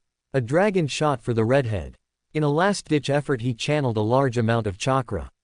As before, his chakra was red instead of blue. The hot demonic chakra evaporated the water dragons. The Uzumaki looked to see his sensei charging for the missing nin. With Kakashi. Pretty boy has come out to play. Zabuza said with a still feral-like voice. He clapped his hands and the Kubikiribocho dislodged itself from the tree it was embedded in and spun through the air towards Zabuza. Just before Kakashi could get Zabuza with a kunai, the two clashed with each other. The Kubikiribocho cut halfway through Kakashi's kunai. Zabuza kicked the Junin back and slashed in a blind fury hoping to decapitate, or seriously maim the Konoha shinobi. Kakashi backflipped and sent a barrage of shuriken which were easily blocked by the Kubikiribocho. But that was only a distraction since Kakashi had rounded Zabuza's right flank as he finished his hand seal set. Sweden. Daibakufu no Jutsu. Suddenly, water from the river started swirling around Kakashi. After a few seconds of building up strength, the vortex shot out and forced Zabuza through the area, tearing up the landscape. After a few minutes of drilling the missing ninja into the forest surrounding the river, Zabuza was revealed leaning against a tree, drenched in water. Come on. Kakashi called out to his team. The Genin and Tazuna met up with Kakashi at the site where Zabuza laid barely conscious. He used the tree as leverage to help his to his feet. He glared at Kakashi with as much killing intent as possible. Why does it smell so bad? Sakura asked. It reminds me of that stink bomb prank a few months ago. Sasuke and Naruto pinched their nostrils shut. That damned technique, Zabuza growled. Suddenly his stomach overturned and the entire area was filled with another powerful stench. Zabuza turned red from embarrassment from under the bandages around his face. Kakashi held his right hand ready and chakra suddenly exploded out in the form of a Chidori. Sorry Zabuza. But no one calls me a pretty boy without facing the consequences, Kakashi sighed. I really don't want to kill you, but since you will be a hindrance Kakashi's monologue was interrupted when two Senbon whizzed through the air and stuck Zabuza in his neck, killing him. The Junin flinched when he heard the Senbon hit the nuke nin's neck. The mist ninja plopped down on the ground with his butt rubbing against the tree trunk. Suddenly, a Kiri Hunter ninja appeared and looked at the Konoha shinobi. Thank you for taking care of Zabuza. The hunter nin said. I'll dispose of his body elsewhere. They quickly disappeared, leaving no trace of their existence. Kakashi sighed and lowered his Hitai-8 to cover his Sharingan eye. He nodded his head and looked back at his students and smiled right before he collapsed on top of Tazuna. Because of Kakashi's higher weight, he easily crushed Tazuna. Alright, we've been over this scenario before. Naruto make clones to carry both Kakashi and Tazuna to his house. Naruto nodded at Sakura and without another word he formed 12 clones. 6 for each person. At Tazuna's house, the next day. Well then, I didn't mean to use up my chakra like an idiot like that, Kakashi gave a wry laugh. So we won't be able to do any hardcore training until I get better, or even worse, I'll have to wait until we get back home. Let's head out to the forest for some training. Kakashi picked up his crutches and led the group out to an empty clearing near the house. Here are some chakra cards. What does it do? Sakura asked as she examined the little card of paper. Channel your chakra through it and it will read your chakra affinity. If it burns, fire. Turns to dust, earth. Splits in half, wind. Crumples, lightning, and last but not least and the most obvious, if it soaks up, water. So what are you three waiting for? Get to it. Kakashi nodded his head reassuringly at his students. Sakura channeled her chakra causing the little card of paper to crumple but then it turned to dust. Sakura was surprised. She looked up at Kakashi whom of which just smiled and closed his one eye. Sasuke did the same causing his chakra card to crumple up, but instead of it turning to dust, it shot up in flames terrifying the other two genin by how powerful the flame was. Sasuke looked to Kakashi for an answer but he received the same reply as Sakura did. And last was Naruto. The redhead held his chakra card and channeled chakra through it causing the card to split in half. Shortly after the halves became soaked in water leaving him with 2 completely wet chakra cards. He raised an eyebrow and waited for Kakashi to give them an explanation. Kakashi though had a thinking expression and completely blocked out his students. Sakura, as your chakra card entails, you have affinities for earth and lightning. Look at the dust pile that was made. Do you see any traces of the chakra card left? After Kakashi received a no he nodded his head and continued. That means that your affinities are very strong for those 2 elements. Sasuke, we can see your little chakra card bonfire still burning. Sasuke nodded his head at it as it continued to burn. That means that your fire affinity is almost stronger than your lightning affinity. How strong is my affinity though? Sasuke asked. Look at how small the card is compared to what it once was. The card is no longer a card, but instead it's a ball no bigger than a few millimeters. Kakashi smiled. That is a really impressive strength towards any affinity. And last to you Naruto. I originally thought that you'd be a straight wind user, but it seems that I was wrong. You have the 2 of the 3 elemental affinities that your father had. Your father had wind, water and lightning as his chakra affinities. Kakashi reached into the backpack leaning against his leg and pulled out 6 scrolls. Here, Kakashi said. Sasuke you have the lightning and fire scrolls.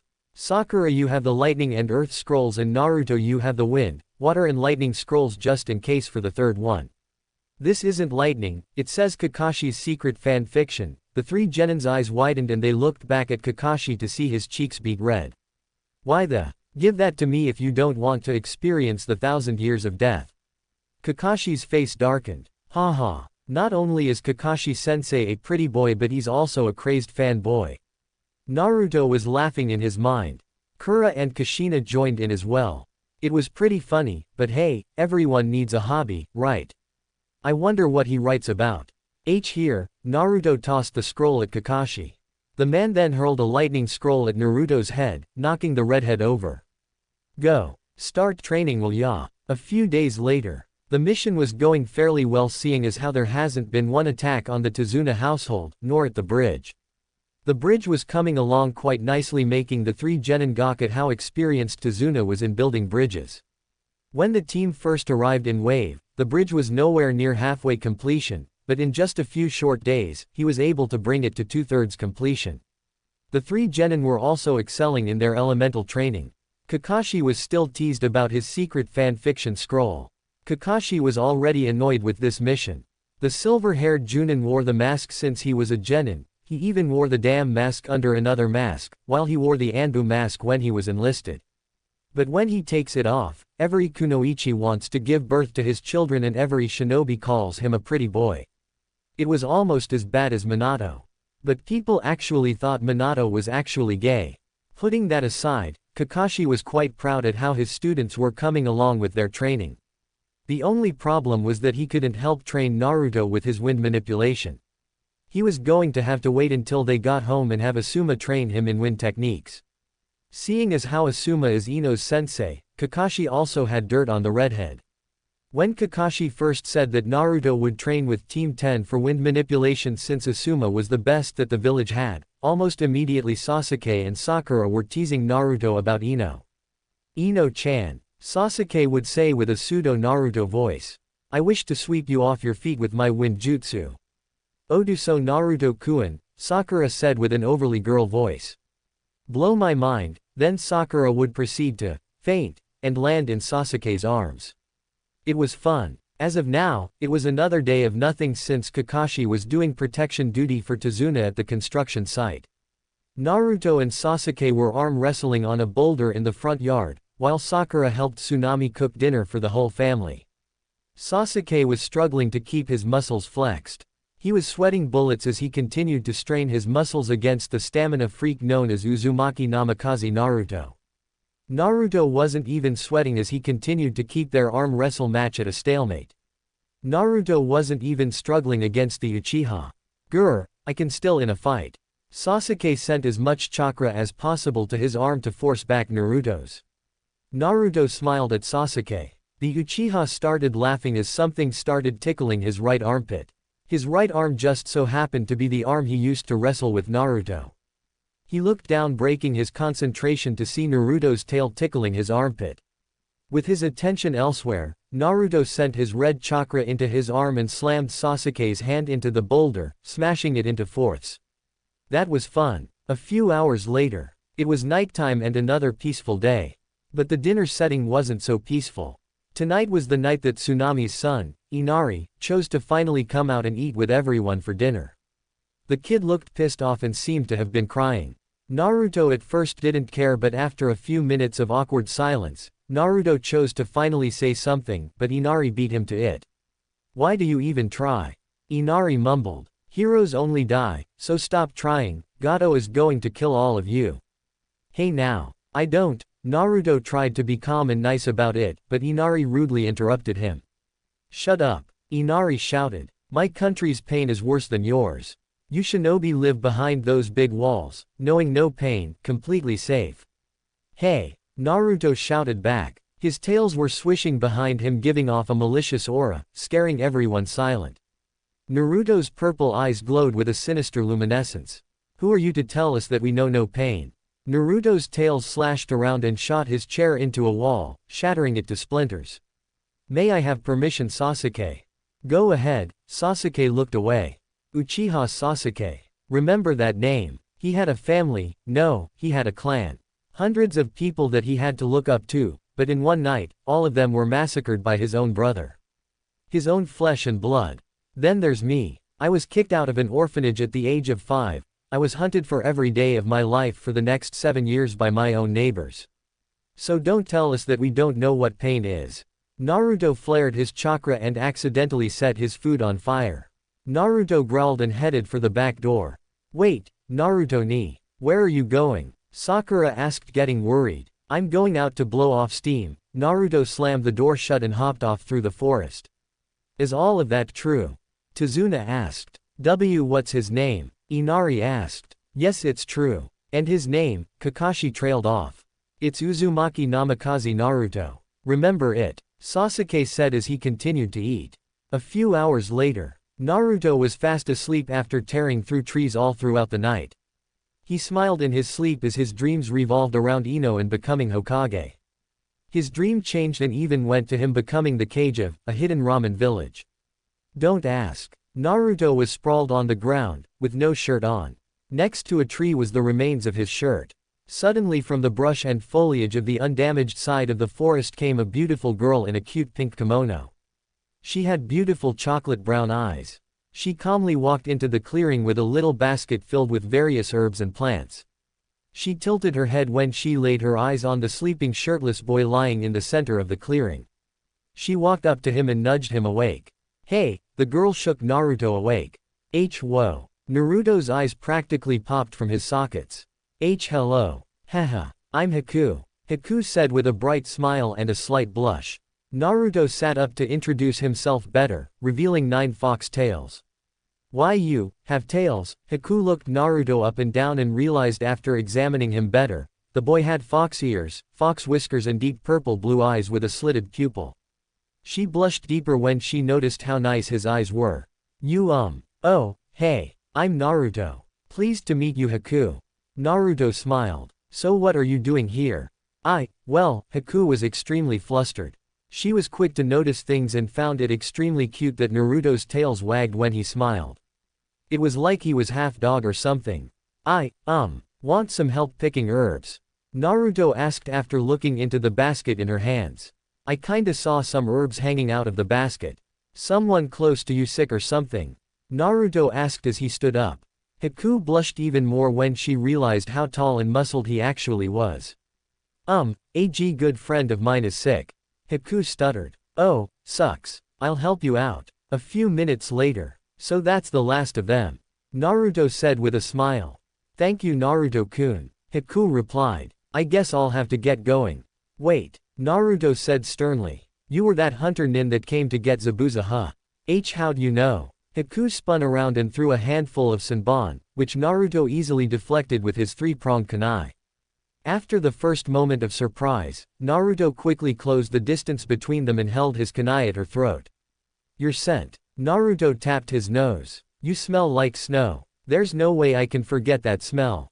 Haku was at a loss for words. Not only was Naruto barely a few centimeters from her face, but he caught her. I'm not going to kill you. Don't worry. Naruto sighed. I just want you to know, that if we ever fight again, I won't hold back. Alright, Haku nodded her head while trying to fight off the crazy blush rising to her cheeks. But right now I really have to go. Be safe and good luck, Haku. A few days later, Naruto awoke to the sounds of breaking glass and overturning furniture. Naruto growled slightly and pushed himself out of bed.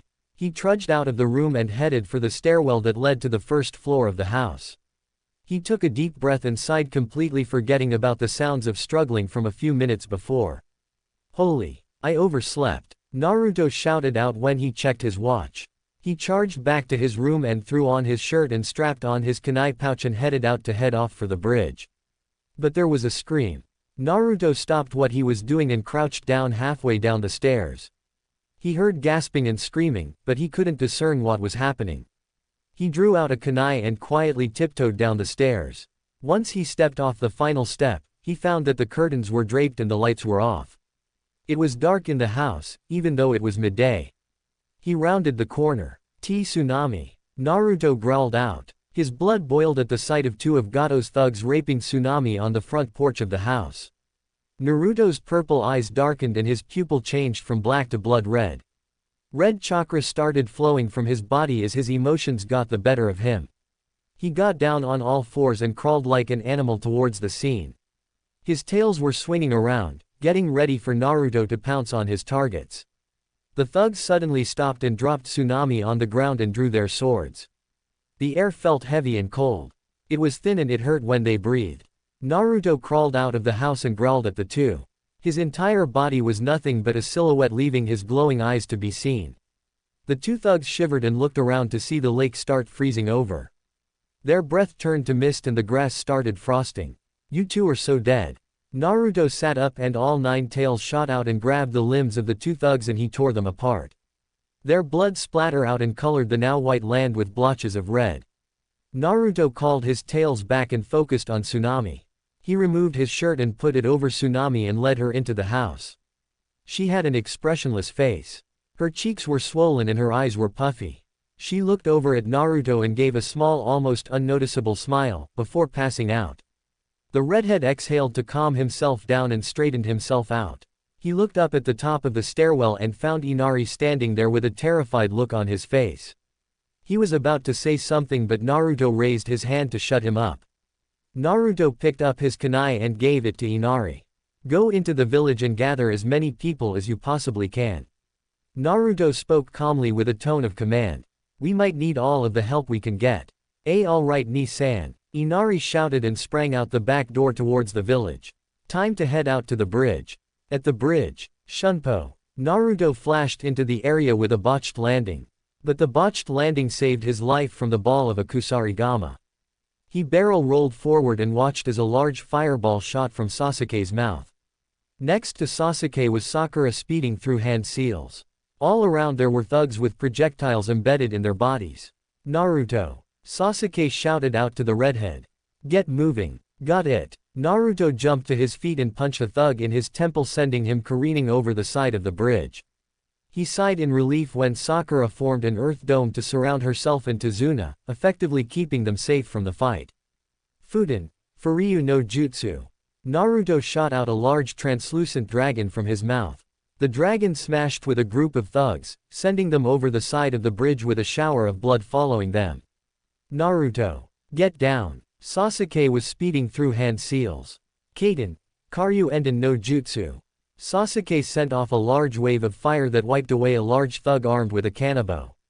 Naruto rolled to the side and pushed himself off the ground and drew out a kunai. What the hell happened here? Naruto asked. We were attacked by Zabuza and a large group of thugs. Sasuke replied. Right now Kakashi-sensei is fighting Zabuza. And now you're fighting me. Haku laughed out, sounding slightly delirious. She hurled a large barrage of Senbon that the boys easily dodged and evaded. But when they landed, thugs were waiting for them. Sasuke ducked when one went for a neck slash, and rammed his kunai in the man's stomach.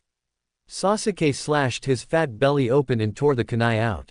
Sasuke quickly flicked his wrist and sent the kunai flying into another thug's eye. Naruto kicked a thug in the throat, and forced his foot around with a wide 360 kick and connected with the back of the man's head. The force of the kick sent the thug into the ground, face first. Naruto dropped down and sent all 9 tails out, and strengthened them with his nature chakra. He impaled the remaining thugs, killing each one instantly. Naruto scrapped them off and focused his attention on Haku, whom of which was going through unknown hand seals. Makio Hyosho. Suddenly all around the two boys, a series of mirrors started forming out of ice. It continued to form up and started rising upwards to form a dome of ice mirrors.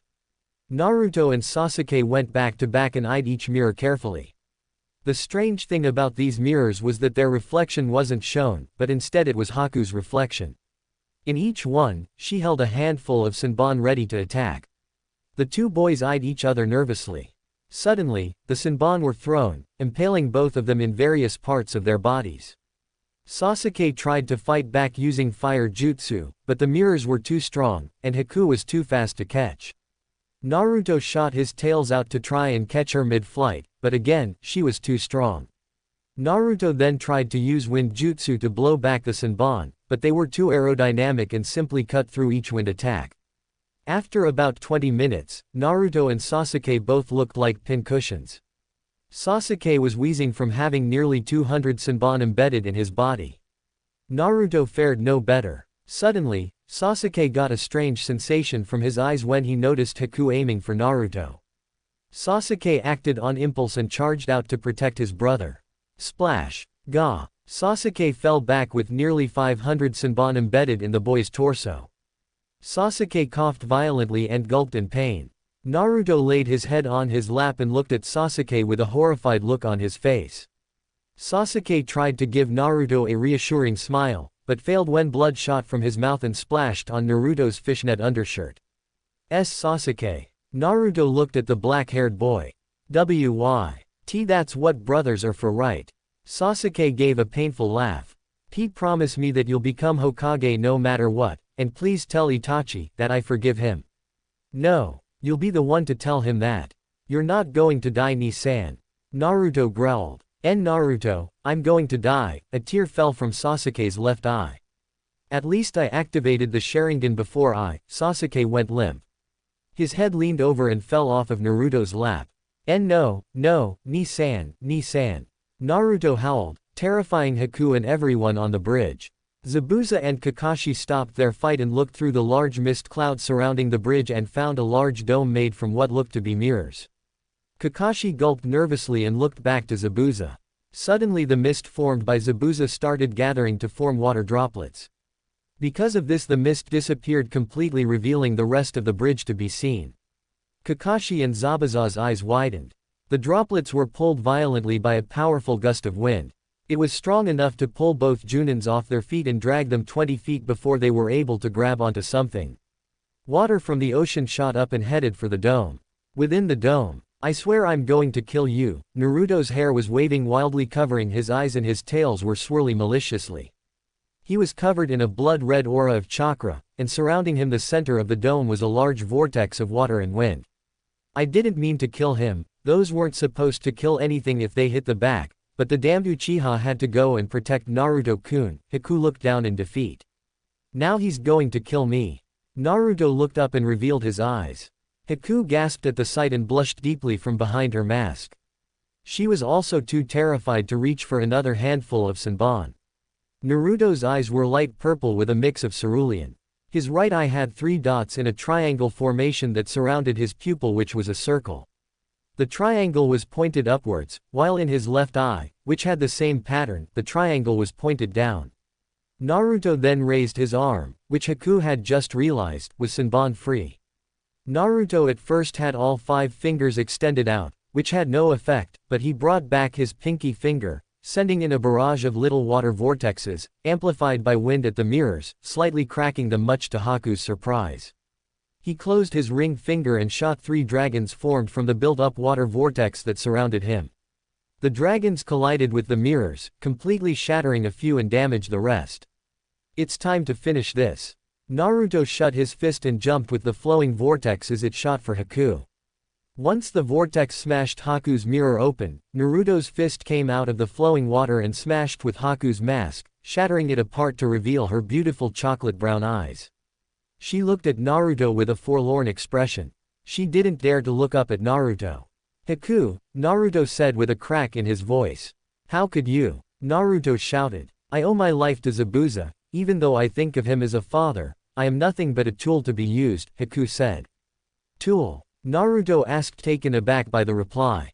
"I'm sorry Naruto-kun, but I can't fail Zabuza-sama." The girl charged off for Zabuza. Naruto was surprised by her speed. He wasn't fast enough to stop Kakashi from ramming a Chidori in her chest. Naruto stopped dead in his tracks when he saw Kakashi's lightning cutter plow through her heart. No. Suddenly everything was being played back as if someone had pressed the rewind button on the TV remote. Everything was being reversed while Naruto seemed to be floating around to witness everything that had happened. It came to the point where he had just punched Haku, but it didn't stop there. It continued to reverse to the point that Naruto saw his Dujutsu for the first time. Then the vision stopped. Everything started clearing. "I owe my life to Zabuza. Even though I think of him as a father, I am nothing but a tool to be used," Haku said. Naruto looked in confusion. But just before she could shoot off for Zabuza, Naruto quickly formed a shadow clone that grabbed Haku with his tails. Naruto gave her a quick nod before going through hand seals. Naruto took a deep breath. "Kawarimi no Jutsu." Naruto disappeared and was replaced with Zabuza. Splash! Naruto! Kakashi screamed in surprise. His hand was inside Naruto's chest, instead of Zabuza's. "What have you done?" "I couldn't let you kill them," Naruto gasped out. His hand moved Kakashi's arm just in time to make his sensei completely miss his heart. Naruto pushed Kakashi's hand from his chest and almost instantly, the wound healed. Kakashi looked at Naruto's eyes and saw Naruto's new eyes. Kakashi's jaw dropped and a slight smile started forming, even though he had just stabbed his student in the chest with a Chidori. "Naruto." Sasuke's voice rang in Naruto's fox ears. "I'm alive. Holy, I'm alive." The earth dome that housed Sakura and Tazuna collapsed and Sakura quickly ran for Sasuke. Tazuna stayed with the other shinobi. Naruto and Kakashi coughed awkwardly at each other and walked toward the rest of the group on the bridge. Sasuke flinched when Haku got down on her knees to heal Sasuke. The pink-haired genin was nervous at first but didn't do anything. "Is that?" Zabuza's voice cracked slightly. "Is that the case me?" "Case me?" Haku asked with wide eyes. "Case me?" Naruto asked, not even realizing that his Dujutsu was still active. "What's the case me?" "It's the wind eye." It is the Dujutsu native to the Namikaze clan. Naruto's eyes went just as wide as Haku's. Naruto. The last two people on this planet other than you was your father and your grandfather. Then that means, this kid is the son of the Yondaime Ho. You piece of worthless shit. A loud grouchy voice sounded from the other side of the bridge. Since Naruto had sucked up all of the mist that surrounded the bridge, everyone had perfect view of who it was. It was a small man in a business suit, backed by a small army of thugs armed with various types of weaponry, ranging from katanas to spears and harpoons. I spent so much money on you, but for what? For you to fail. Zabuza glared at Gato. Oh, what are you going to do, huh? Glare me to death. Gato hollered. We outnumber you 20-1. Numbers mean nothing, you little prick. Naruto growled out. He looked to Zabuza and Haku. Don't worry. I'll handle this. I have a score to settle. Ha! The little red-headed kid is coming here with tails swinging behind him. What a freak. One of the thugs shouted. Yeah, demon, brat, loser, monster. Naruto took the insults in strides. He hadn't been called those names in almost 2 whole years. He clenched his fists and channeled his anger. He couldn't wait to kill them. He stopped just a good 10 feet away from Gato. The Kazemi was spiraling wildly, scaring a few thugs in the process. Naruto suddenly shot an invisible blast of wind that plowed through Gato's head. The midget's face was removed and a giant hole resided instead. Hey! One of the thugs shouted. Die! Naruto's tail shot out and smashed and thrashed about, dismembering thug after thug, turning the entire end of the bridge into a bloodbath. Thugs tried to slash and defend against the fox tails, that could grow and shrink like an akamichi, but it was futile. The tails were impenetrable and extremely powerful. Naruto swung one of his tails and the swing had enough power in it to bisect large groups. After a few minutes Naruto retracted his tails to their original size and huffed at the sight before him. Mutilated lumps of what used to be body parts were piled all over the bridge. Weapons were left of the ground and blood painted the bridge. There was so much blood that it poured over the unfinished end and dripped off into the ocean below. Naruto turned around and gave a weak smile to the shinobi present but passed out shortly afterwards. Almost an entire week later, Naruto awoke with an extreme headache. His head was wrapped in bandages and his chest was bare. Naruto took a deep breath and looked at his ruined fishnet shirt. He started contemplating whether or not he should stop wearing shirts altogether. That was his 20th fishnet undershirt that he had packed for the mission, and also the last one he had. His metal-plated shirts were also ruined, leaving him shirtless until they came home. He pushed himself off the bed and found a flower made from ice sitting in a vase made from ice as well. He smiled slightly and stretched. His tails followed shortly after, completely relaxing his muscles and throbbing head. He stood up off the bed and walked out the bedroom door and headed downstairs for something to eat. Or at least to regain his bearings. He entered the living room to see an extremely happy Team 7 conversing with Haku. In the kitchen Zabuza and Kakashi were discussing something over coffee. Naruto shrugged and walked over to his friends and plopped onto Sasuke's lap. He too was bandaged up, but it wasn't too bad. The Uchiha growled at Naruto and pushed him over, but Naruto's head landed in Haku's kimono, making his head squish in between hers. Zabuza spit his coffee out onto Kakashi's face and drew out the Kubikiribocho and held it at Naruto's throat. The man had gotten rid of the bandages, revealing his face. Zabuza growled, revealing his shark-like teeth. He had a petrifying look that spelled instant death to the poor redhead. Speaking of the redhead, his cheeks were almost just as red as his hair. I know you saved us and all, I owe you my life. Zabuza started. But if you think that you can get a freebie from my daughter like that, think again. Zabuza pressed the Zanbato against Naruto's throat. The poor boy was sweating bullets. Naruto was too afraid to nod his head and he was too afraid to open his mouth, so he shot up a weak thumb up. Naruto's hands were shaking at a ridiculous rate, making Zabuza laugh and relinquish his blade's hold on Naruto's throat. A few days later, now at the finished and unnamed bridge, Team 7 and the Momochi family were standing at the bridge gate. Behind them, the people of Wave were cheering on their heroes, while Naruto, the tailed redhead, was speaking to Haku while his teammates conversed with the villagers and Kakashi spoke to Zabuza about important Junin matters. Will I ever see you again? Naruto asked the black-haired beauty. You can bet on it, Naruto-kun. Haku smiled and gave his a deep kiss. both of them savoring the feeling for as much as possible. Naruto-kun. Don't wait for me though. There is a high possibility that I might die from what me and Tusan are planning. Get with that Ino girl that you told me about, but when the time comes, and I'm still alive, Haku got on her tippy toes and leaned in and whispered some fantasies that Naruto could have only hoped to be real while he read Ika Ika. When she leaned back, she and Naruto were both as red as his hair. Naruto seemed to be a stuttering mess and Haku seemed to be flustered. Neither of them were able to formulate words. Naruto resigned to just smiling like an idiot. Haku was about to say something but Zabuza had called for her. Naruto was called by Kakashi, thus ending their last embrace. Wait, Naruto-kun. Haku called out with a bright smile. A blush was still adorning her cheeks, albeit light. Naruto turned around and Haku grabbed him for one more kiss. Everyone present cheered even louder for the two. When they parted, there was a small trail of saliva that brought their lips together. That was for the road. Why yeah, Naruto stuttered, before Sakura and Sasuke started tugging at his tails. We'll see each other again.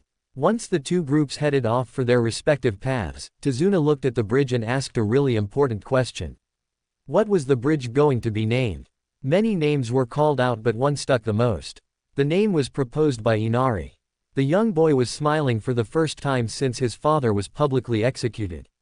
He held the three-pronged kunai given to him by the hero of Wave.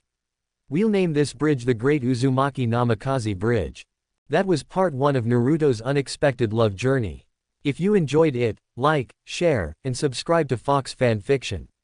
Comment below, who fits Naruto best, Ino, Haku, or Kurotsuchi?